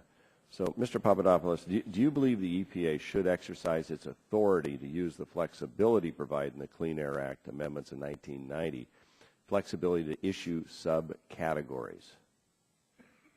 I think that's a very important question. Please turn on your mic there, sir. For our industry, because we are different from power generation and other industries, and that we depend on the raw materials that exist there on the site, what Mother Nature has provided the cement plants. And these raw materials come imperfect, and therefore there's a whole wide range of outcomes when you use those raw materials. It would make absolute sense for the EPA to say, let's look at the specific environment in which categories of plants are, and let's work with industry. I think to answer some of the questions, we need a win-win collaboration with government, not a win-lose litigation, fighting, heavy-handed, job killing. Can I throw in job killing in that process? Job killing. Germany has done that. The reason, because I've worked internationally, the reason Germany today is the global powerhouse, along with China, is because Germany has a win-win attitude working between government and industry. We need to bring that process back here to the U.S. This is a prime example of a company, Ash Grove, doing the right thing and in the end getting penalized. And by the way, they met the requirements. I'm led to understand that the state of Oregon had put in place prior to these new requirements coming out from the EPA. And then the state wouldn't even back them up with the EPA. It was really, really quite frustrating and remains so. And I got to tell you, I represent a district where I've got counties that have been averaging 15 and 16% unemployment for way too long. We have 55% of the land out there is owned by the federal government and mismanaged or not managed at all. We have groups, some of whom represented at this table, who could care less about the livelihood of the men and women who live out in these forested communities, who are fighting us on biomass, turning woody biomass into productive renewable energy. They'd rather let the forest get overstocked, bug infested, rot and die, and then catch fire and burn. They won't even let us go in. They go in and sue us to go in and cut the burn dead trees while they still have value. These are not environmentalists. I don't know what they are, but they're sure destroying my part of the world and the economy there. We can find good partnerships. My state's led the way in environmental activism in a positive way in most cases. I'm going to tell you, these new federal rules are shutting down everything that matters out there in my part of the world. The new particulate rules on dust. I'm out in eastern Oregon. I mean, the wheat growers tell me they're going to have to probably drag a mister behind their machinery in order to hold the dust down. Well, we wouldn't call it dry land farming if we had that much water. I mean, this administration is killing more jobs in rural communities than prior administrations combined. And this president doesn't understand what his own folks are doing. And I've about had it, and so are the people I represent. And so we're going to go after this agency. We're going to bring some damn common sense to the process. And these groups that are killing the folks out there, they need to have some skin in the game and not just use these things as big fundraising efforts, which is what generally happens. There's common sense here. We can get America working again. We can get back on our feet out there if you'll just let us. Thank you, Mr. Walden. This time, the gentleman from Texas, Mr. Green, is recognized for 5 minutes. Thank you, Mr. Chairman. Mr. Fanning, Mrs. Bradley testified that the installation of control technology can occur in 26 months. Southern's found that scrubbers average 54 months to install. Can you explain the apparent discrepancy? Be glad to. Thank you. In fact, it's interesting to look at the actual permit application for the Constellation scrubber that they refer to. When they made the application, they seeked approval for the scrubber and cited a 41 to 46-month installation schedule. I think the confusion probably arises from the fact that when you consider adding new equipment, you've got to go through a whole process of design, permit, and then build. I think the confusion in the 26-month reference only relates to when you start to break ground and actually build the thing. When you put in new facilities, you need to take into account the design characteristics of the unit in question, the permits that need to be applied for and received, and then ultimately specific site engineering and construction. What is the lag time on the permits once you get the permit in there? How long does it take to get a permit? Well, that certainly, matters on state to state because these are generally state issues at that point. But you have an average? But round numbers, I don't know, 12 to 18 months. Okay, so anywhere from a year to year and a half? We found 18 months is probably a working number. Okay, thank you.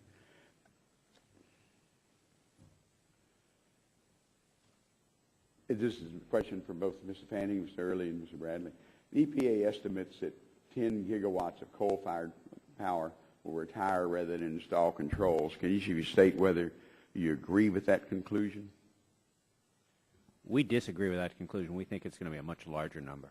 Okay. Do you have any idea? I mean, I know we're just guessing, but I think it's going to be more in the range of 50 to 75. Okay. Yeah, we think it's 70 to 80,000 is what we think. And the answer is really pretty simple. If they believe dry sorbent injection is going to solve one problem, it actually creates another. It creates a particulate matter problem that would need to be dealt with. It will not be a widespread solution. Okay. Mr. Bradley? Yes, I think 10 megawatts is on the low side. I think EPA targeted that specifically to the utility toxics rule. I think they've acknowledged that more retirements will happen through just market pressures. I think it's also important to go back and reassess the retirement issue based on the proposal itself and the flexibility that's included. Certainly, NERC is more in the ballpark with the EPA, but I think it's going to be hard to project exactly what is driving retirements. Is it singly the utility MAC rule, or is it low natural gas prices, depression of demand, the inefficiency of some of these old plants? Okay. This question of Mr. Fanning, in your testimony you say that, and I'll quote, EPA chose to set limits separately for individual pollutants using different sets of best performing plants. EPA's resulting suite of emission limits does not reflect the performance of any existing plant, but instead reflects the performance of so-called Franken plant, one consisting of a mixed suite performance characteristics that do not represent the technology applications across all pollutants for that individual facility. Mr. Early, do you agree with Mr. Fanning's statement? I agree with that. Okay. Mr. Bradley, you argue that the EPA proposal is based on standards of performance that's already being achieved by existing plants. So how do you respond to Mr. Fanning's statement about the Franken plant? I'd be happy to submit for the record a list of plants that are documented in EPA's database that are based on data that companies submitted. And there's 27 units and 16 plants in that database, preliminary analysis of ours that represent both subbituminous, bituminous, and even one lignite plant that currently meet the standards. Okay. I'd appreciate that if we could. And in my 26 seconds, Mr. Fanning, you talked about and Mr. Early about a delay, and I know there were other questions from other members. Can you specifically talk about how long do you think it would take to need to implement the rule? I know 30 days is not long, too short. 60, what is the time? I know Congressman Gonzalez mentioned that. Yeah, I'd be glad to. We think there needs to be a thorough review process. Remember, this is the most expensive proposal put forth in a MAC form that EPA has ever done. 1,000 pages, 1,000 documentation. We need to go through this and really understand the science first, number one. So my view is we need some extension on evaluating what's being proposed. And I think one of the issues that we get to on all this dry sorbent injection, all these other things, is the combined effect of the controls of all these plants. Further, we need to have a reasonable way to implement this requirement. Our company is already transitioning our coal fleet. And we have examples of that I could tell you about. But in order to account for an orderly way to run your generation portfolio for the benefit of customers, to assure that you have reliability and a reasonable economic impact, and to assure that you have reasonable participation by vendors and required craft workers to undertake these billions of dollars of capital, my sense is you're going to need somewhere in the 6-year time frame to get this done reasonably.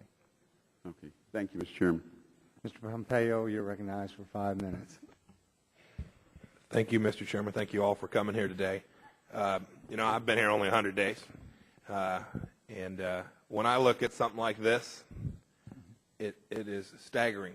Because while we're talking about one set of rules today that you all are trying to deal with and create jobs and create energy, so manufacturing guys, like I was 101 days ago, I find it surprising that so many of you are still here working, banging away in the United States trying to create jobs. I admire you for continuing to do that and continuing to fight the fight to help us understand what it is that will allow you to do those things. I come here today, you all come here today, but the EPA chose not to. We have this constitutional oversight duty, and yet they don't come so we can hear the things that they want to tell us and present their side and their set of facts. It is incomprehensible to me that they're not here. I heard the ranking member say today that EPA had very few experts. I don't know about all that. What I can tell you, when you look at something like this, they got too few people with common sense. I am confident of that. Mr. Kroskup, you gave me the chart, so I want to ask you just a couple questions. There was a piece in your testimony about the secondary materials rule and how that impacts your business. Can you tell me a little bit more about that? Yeah, the secondary materials rule basically is Boiler Act is actually 4 separate rulemakings, and one of them deals with the definition of solid waste. And one of the areas that the forest products industry is very interested in, and quite frankly, I think from an energy perspective, we're interested in creating renewable energy. And it is questionable as to the way the rules are written is whether or not things like biomass would not be classified ultimately as a waste, which would then require even more expensive control systems to be put on those boilers. I appreciate that. I want to come back to something too, and I'll ask everyone on the panel. So there was this notion that there's been this delay, a decade, 12 years, 13 years, and that you all should have been doing something in that time. That the notion was, hey, you've had 15 years to get ready for this. But the truth is, if you'd have taken action, much like your university did during this 15-year time frame, I'd like to ask you if you think you'd all be looking at something that was going to cost you even more money. That is, you would have been trying to guess what EPA was going to do. And I want to ask you if that's something that when you present to your employees and your the folks that regulate your utilities or your shareholders, if that's something that they'd say, hey, that's exciting. We want to go invest some money trying to guess what EPA is going to do. Well, we can start down here, Mr. Fanning. Proud to say we've already committed to invest more than $10 billion on improving the climate. We're the leader in the industry in that respect, and we're going to invest more. I hope you guessed right. Well, the other issue that is just very important that you're hitting on here is we are in the Southeast, which is largely an integrated, regulated electric system. We have a constructive relationship with our regulators, and we go through very disciplined processes to evaluate, ultimately, the impacts for our customers on reliability, price, and environmental impact. These are processes that should be followed through and have served us well in the past and will require more time than what's permitted in this proposal. And Congressman, we've done the same thing. We've invested well over $2 billion, but what this rule shows is we will have to invest even more. And as I say in my testimony, we have slashed emissions over the past 30 years, and it's one of the great success stories. And I think we have to use some common sense going forward. At some point, enough is enough, and you just can't afford to spend the next dollar for yet another piece of equipment just because the equipment's available, because these costs are borne by our customers, your constituents. Thanks for those responses. You know, in Kansas, we've got a utility plant that's been trying to be built to retire some older, less clean technology, and our former governor, now the Secretary of HHS, didn't let them do it. So this was a company that was trying to invest, trying to create jobs, trying to create affordable energy, and was prevented from doing so by the Kansas Department of Health and Environment and ultimately by EPA too. I've just got 20 seconds. Mr. Bradley, you think these make sense. I'm trying to understand what's different about the businesses that are part of your group as opposed to the folks that sitting to your right. Why is it that you think they make sense and they don't? These have been clearly on the books and on the horizon for more than 10 years. The companies I represent have a responsibility to their shareholders, to their customers, to their employees, to plan ahead, to do a risk assessment, and manage their investments. And they've made those investments in a way where they're in a pretty good position to comply. You just, frankly, the folks you represent just have a lot different mix of energy. You've got a lot less coal involved in the folks that you represent than some of the other folks sitting on the panel. That's correct. Today. So these rules would be good for your folks because they'd cause your profits to increase and the others. Yeah, but let me impact. emphasize that a number of my companies that I represent have invested the hundreds of millions of dollars to clean up their coal facilities as well. Thank you. I yield back my time. The gentleman, Mr. Inslee, is recognized for 5 minutes. Thank you. Mr. Fanning, I was interested in your technology. I'm reading your written statement. You said, this is quoting you, you said, second, we need a national, robust research and development effort to create new energy technologies for the future, and I very much agree with that. Apparently, so does President Obama. He said yesterday, quote, I will not sacrifice the core investments we need to grow and create jobs. We'll invest in medical research and clean energy technology, close quote. Now, there are efforts here to reduce, not increase, but actually reduce our national investments in clean energy research. I think that's a huge mistake. It's like eating your seed corn. Would you urge us on a bipartisan basis to increase our federal investment in clean energy research across the board in all CO2, non-CO2, and low CO2 emitting technologies? Absolutely. I'm on record as saying that this should be a national imperative. Well, I would hope you might spend some time with some of my Republican colleagues talking to them about the importance of this investment and the potential job creation technology. And I'm serious about this. We have deficit challenges here that are very, very important. But as we make priority decisions, if you have a chance to talk to some of my Republican colleagues about the job creation potential of that research, I think it could be beneficial. Thank you. Mr. Walke, I want to ask you to comment on something that I found fascinating. Mr. Early talked about yearning for the good old days of a proposal to have something like a cap and trade system where we gave flexibility to industries to try to figure out what actions and what investments to take to clean up our skies, and not liking this, what you might call a command and control system that sets up regulatory systems about specific behavior. Now, it seems to me a little bit ironic that one side of this aisle here rejected Congress doing something that would have given industry flexibility on how to decide where to make investments. Then when we take the alternative approach, which is a regulatory approach, rejecting that approach. Now, that to me seems a little bit ironic. What do you think? Well, what they share in common is a desire to avoid reducing pollution in both cases. So there's that consistency, the failure to support carbon cap and trade legislation and the failure to support the command and control programs. But EPA has flexibilities, including averaging in this toxics rule, and there's a deep commitment to carrying out a law that was adopted by 401 members of the House in 1990. Thank you. Mr. Kroskup, if I can ask you a question. If you had in your broadly industry, there are three industries kind of associated with this rule. If these industries were taking some action that resulted in the premature deaths of 26,000 people a year in America, not China, in America, 26,000 Americans a year, and if your industry could make an investment that would return to the national economy at a minimum 5 times more benefits by eliminating those premature deaths for every dollar of investment, would you make that investment? Would you suggest that we as a community make that investment?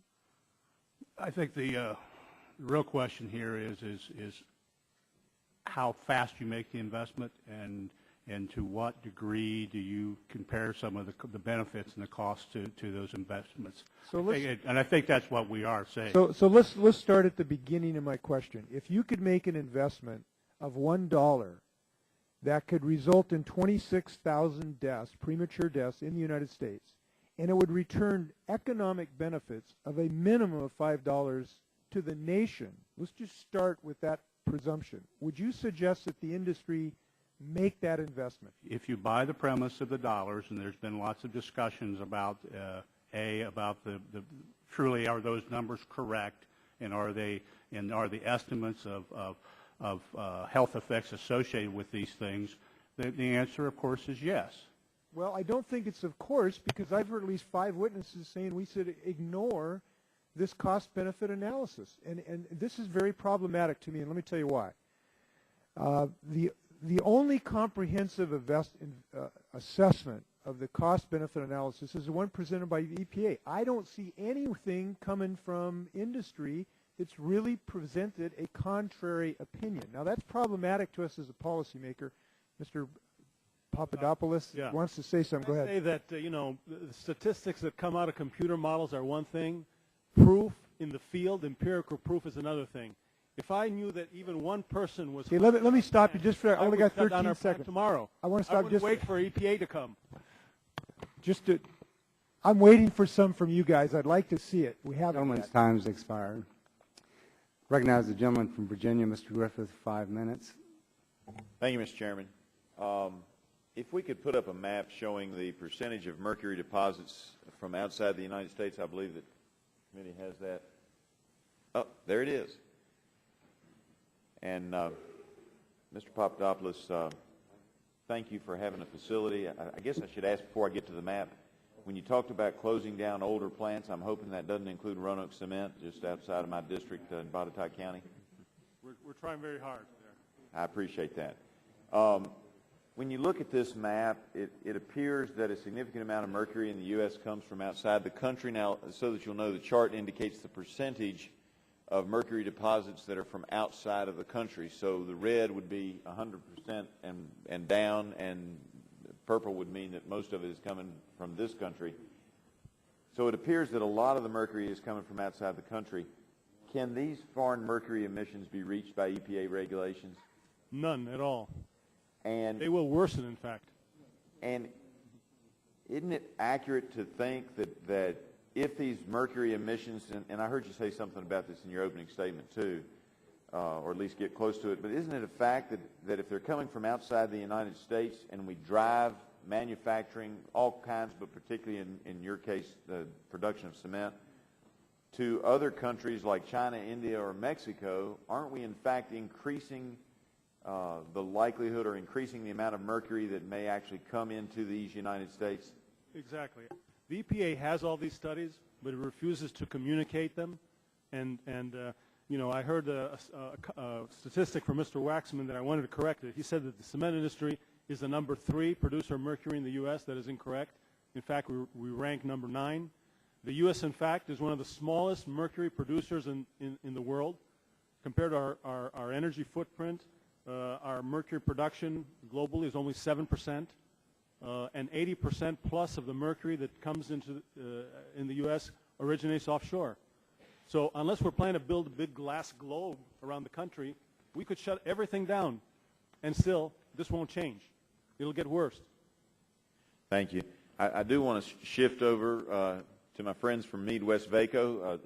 I asked staff when I saw the witness list today, I said, did y'all set up this hearing for me? And my understanding is Eastman was also invited, and they're on the other end of the district, just outside of the district. But if I could ask you a few questions, I do appreciate your facility there, and I'm going to mispronounce your name. Help me with it. Crosscup. Crosscup. Do appreciate your facility there in Covington. Obviously, you employ a lot of people, as does Mr. Papadopoulos, in the 9th Congressional District of Virginia. And both of you all have great companies. But let me ask you, looking at Boiler Mac as well as other current EPA air regulations that are looming over the next several years, can you explain in general terms the investment and technology control issues that a mill like yours is facing with these regulations?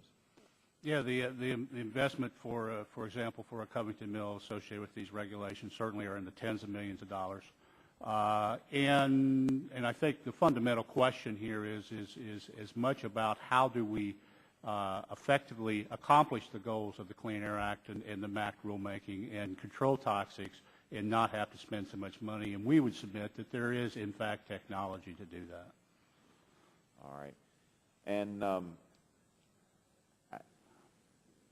your testimony basically says the EPA and the Boiler MAC rule in its current form has essentially failed to capture what is the essence of what real-world industrial boilers actually achieve. Can you elaborate on that? Yeah, one of the most difficult parts of the Boiler MAC rulemaking was, even though EPA did go to a subcategorization system, in effect what they did was, rather than saying here is boiler X and it can achieve these things and we'll look at the best 12% performing of all boilers, they literally cherry-picked pollutant by pollutant. So when you look at the true number of boilers that could achieve these rules today, they are much less than 10 based on our analysis of about over 3,000 boilers nationwide. All right. My time is just about up, but I just, again, want to say thank you to all of you. Anybody else who wants to bring jobs to the 9th District of Virginia, you're more than welcome. We understand that there's got to be a balance, that you want to have clean air and you want to have clean water. The EPA has a role, but we have to make sure that it makes sense and doesn't eliminate jobs and increase pollution inadvertently. Thank you. I'll yield back my time, Mr. Chairman. Ms. Capps, you're recognized 5 minutes. Thank you very much, and thank you for the testimony of each of you. I'm going to be brief and concise because I know my colleague, Mr. Markey, has some questions too. These will be focused on you, Mr. Walk. Yesterday, Subcommittee Chairman Whitfield confirmed that legislation to delay air toxic standards will be introduced after the congressional recess. We've heard from some in the energy industry that a delay is needed because of, quote, importance of a smooth transition and more deliberate schedule, and, quote, to ease the strain on industry and reduce risks to consumers with the proposed rules for utilities. If the proposed standards to reduce air toxics from power plants were delayed by even a single year, what would it mean for public health? Give us a couple of examples. I'd be happy to, Congresswoman Capps. What we have found from EPA's own data is that the delay of these 3 rules by even a single year would result in up to 26,000 premature deaths, 17,000 non-fatal heart attacks, about 180,000 asthma attacks, and approximately 330,000 cases of upper and lower respiratory systems. These would be one of the most profound retreats from the Clean Air Act protections ever to be considered by this body. Mr. Walk, we also hear from industry and increasingly from my colleagues on the other side of the aisle that EPA is overreaching with its air toxic standards. I myself disagree with that statement. I've maintained that these standards actually reflect EPA doing its job. Do you believe EPA is overreaching with its proposed air toxic standards for power plants? I do not. The agency is following well-established law that unfortunately was created by the courts in the last decade when they overturned far greater overreaching by the Bush administration. Well, that's what I wanted to turn to next. As EPA has moved to implement the law and issue standards to control air toxics from power plants, you go further to illustrate. I wanted to find, is there ever been an action that can be characterized as an EPA overreach? And finish that description that you were giving. Yes, absolutely. The EPA under the Bush administration violated the toxics provisions of the Clean Air Act at least in 11 or 12 cases, all of which are represented before us today. One of them, EPA realized it couldn't even defend, so it took back the cement rule. In several of those cases, the courts found themselves resorting to quoting 2 different works of Lewis Carroll, including Alice in Wonderland in the power plant case, because they were so profoundly disgusted by the end of the second term as to how many times the law had been broken. It's really never been seen in the Clean Air Act case law and quite the way it played out under that administration. And finally, Mr. Walk, some folks today have said that the EPA standards for boilers and cement factories are just too hard to achieve and that the industry will not have enough time to meet the long-awaited standards. You disagree. Now, just use a few seconds and maybe a minute to comment on these claims that they've made so we can get this on the record. Sure. The Clean Air Act gives up to 4 years. That includes a 1-year extension if it's necessary to install the controls. We have had over 100 of these standards issued in the past 20 years, covering 400 to 500 industries. And it's really these laggards who benefited from law breaking by the last administration that are now complying with these rules for their first time, some 15 years overdue. The law gives them the flexibility. The boilers rule came in far more flexibly and cost effectively than anyone anticipated. Mr. Bradley has testified that the power plant rule is the same. The cement final rule was weaker than the proposed rule. EPA does not agree with the Portland Cement Association's claims about closures and job losses. These are hotly disputed topics, and I just want you to be aware that it's very important to have EPA appear as a witness, as Chairman Whitfield has invited at a future hearing. I thank you, and I will yield back now the balance of my time. Thank you very much. I'll yield to, if it's okay, to Mr. Markey. I thank the gentlelady very much. Mr. Bradley, in 2004, Governor Mitt Romney of Massachusetts adopted regulations to control mercury from coal-fired power plants. in Massachusetts that require 85% of mercury emissions to be captured by 2008. Were utilities able to keep the lights on while this standard was being met? Absolutely. Did the geniuses at MIT have to invent some new alloy or exotic technology so the coal-fired power plants in Massachusetts can meet this standard? Not that I'm aware of. Is this standard now being met by 12 other states in the union? Comparable requirements are in place. Are the technologies that were installed in Massachusetts available and economically viable for use on coal-fired power plants in other states? Absolutely. The Southern Company says they can build 2 new nuclear power plants and guarantee the safety of people, but they can't really figure out how to install these technologies that already exist that would protect against the poisoning of the children in our country. Do you think that Southern Company should be able to figure that out if they can build 2 new nuclear power plants in our country? I think they have a tremendous track record, and in the end, they'll figure it out. Yeah, I think they can meet it, and this can't-do attitude. It is not like President Kennedy's can-do attitude to put a man on the moon with alloys that had not yet been invented, where here the technologies have already been invented and are already installed, and we're not asking them to invent anything, but yet it's kind of disconcerting to me to hear the Southern Company and others here saying they can't figure out how to install something while guaranteeing us they can make nuclear power plants safe after Fukushima without even waiting to really install all of the lessons from Fukushima. So that's a great concern to me, and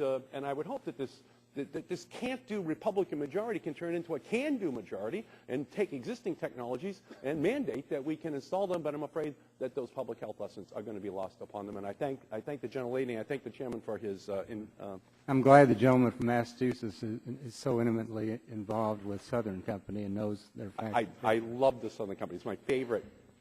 It's my favorite utility to talk to. Mr. Scalise, I'm going to recognize you. We have votes on the floor, and I'm trying to accommodate everyone so that we're going to have 3 series of votes, and I'm sure these people don't want to wait another 2 hours. So I'll recognize Mr. Scalise for... Sure. Thank you, Mr. Chairman. I appreciate that. We'll try to go rapid fire. And I hope the gentleman from Massachusetts would join with us in supporting a comprehensive all-of-the-above energy strategy, because I think we know we've got resources in our country for wind, solar, nuclear, a whole lot of more oil and gas, billions and billions of barrels that are still out there that can be explored for in a safe way, that can generate thousands of jobs, generate billions of dollars to our economy so that we can reduce our deficit while not shipping more jobs to other countries and while not making our country more dependent on foreign oil. I want to ask Mr. Fanning, in your testimony you talked about the impacts on the economy of some of these EPA proposals and regulations coming down. Can you expand a little bit upon the true impacts to the economy that would be imposed if this were to go forward? Yeah, thank you. I'd be delighted. The far-reaching impacts here are pretty significant. We've already talked about the direct impact. That is, we think as a result of this proposed rule as it stands, at least for the Southeast, 25% increase in prices, but that really doesn't even begin to speak to the total impact. When we think about jobs in the economy, it's pretty clear that a conservative estimate of the loss of jobs when you move from coal to gas is about a 6-to-1 ratio. Just to flesh that out a bit, for a 500-megawatt coal plant, it employs about 300 people. A 500-megawatt gas plant employs about 50 people. So you would move from 300 jobs to about 50 jobs. You lose net 250. If you extend that to the notion that we may lose 70,000 megawatts across the United States, that's the direct loss of 35,000 high-paying jobs. That doesn't even begin to address the issue of the first, second, third-tier suppliers, railroads, mines, equipment vendors, etc. It doesn't even begin to address the amount of jobs lost as a result of a less competitive global economy. And that's what I wanted to ask you as my final question before my time expires. As we talk about international competitiveness, and of course our American companies, we want them to be successful not only here in America, but for those who do operate in other countries, we want them to be able to play on a level playing field. Right now, they're being pushed further and further out in their ability to compete globally because of some of the things happening by this administration, EPA, and others that are actually making it harder for American companies to survive. So if you have regulations like this that basically say, if you're an American company, you can't even manufacture. Your electricity costs will be so high if you do business in America. What does that mean to us internationally, as other countries would love to take our jobs? Unfortunately, other countries are already taking too many of those jobs. It seems like an EPA regulation like this would push even more tens of thousands of jobs from America out of our country. I think you make an excellent point, and I would just use this notion that as we don't consume coal in America and we export it, we will export jobs along with it. And obviously, they don't have the same environmental protections that we enjoy today. So the things that EPA seems to be concerned about would actually be exponentially increased if those jobs here in America would go to those foreign countries like China and India. If I could just add one more quick social impact. We will, as we close down these plants, we will visit economic damage on local communities. Just got a letter yesterday from Putnam County, Georgia, that if we close down branch units 1 through 4 in that county, we will reduce their tax base by about 19%. I don't know, Mr. Chairman, if we can, if I can maybe move unanimous consent to have that letter introduced into the record. Thank you, and I yield Without back. objection. Well, that concludes today's hearing. As I said, we have a number of votes on the floor relating to the budget, but I want to thank all of you for coming. I look forward to working with our friends our Democratic friends to craft legislation that can accommodate some of the concerns we've heard today. And with that, the hearing is concluded, and the record will remain open for 10 days for additional material or questions. Thank you.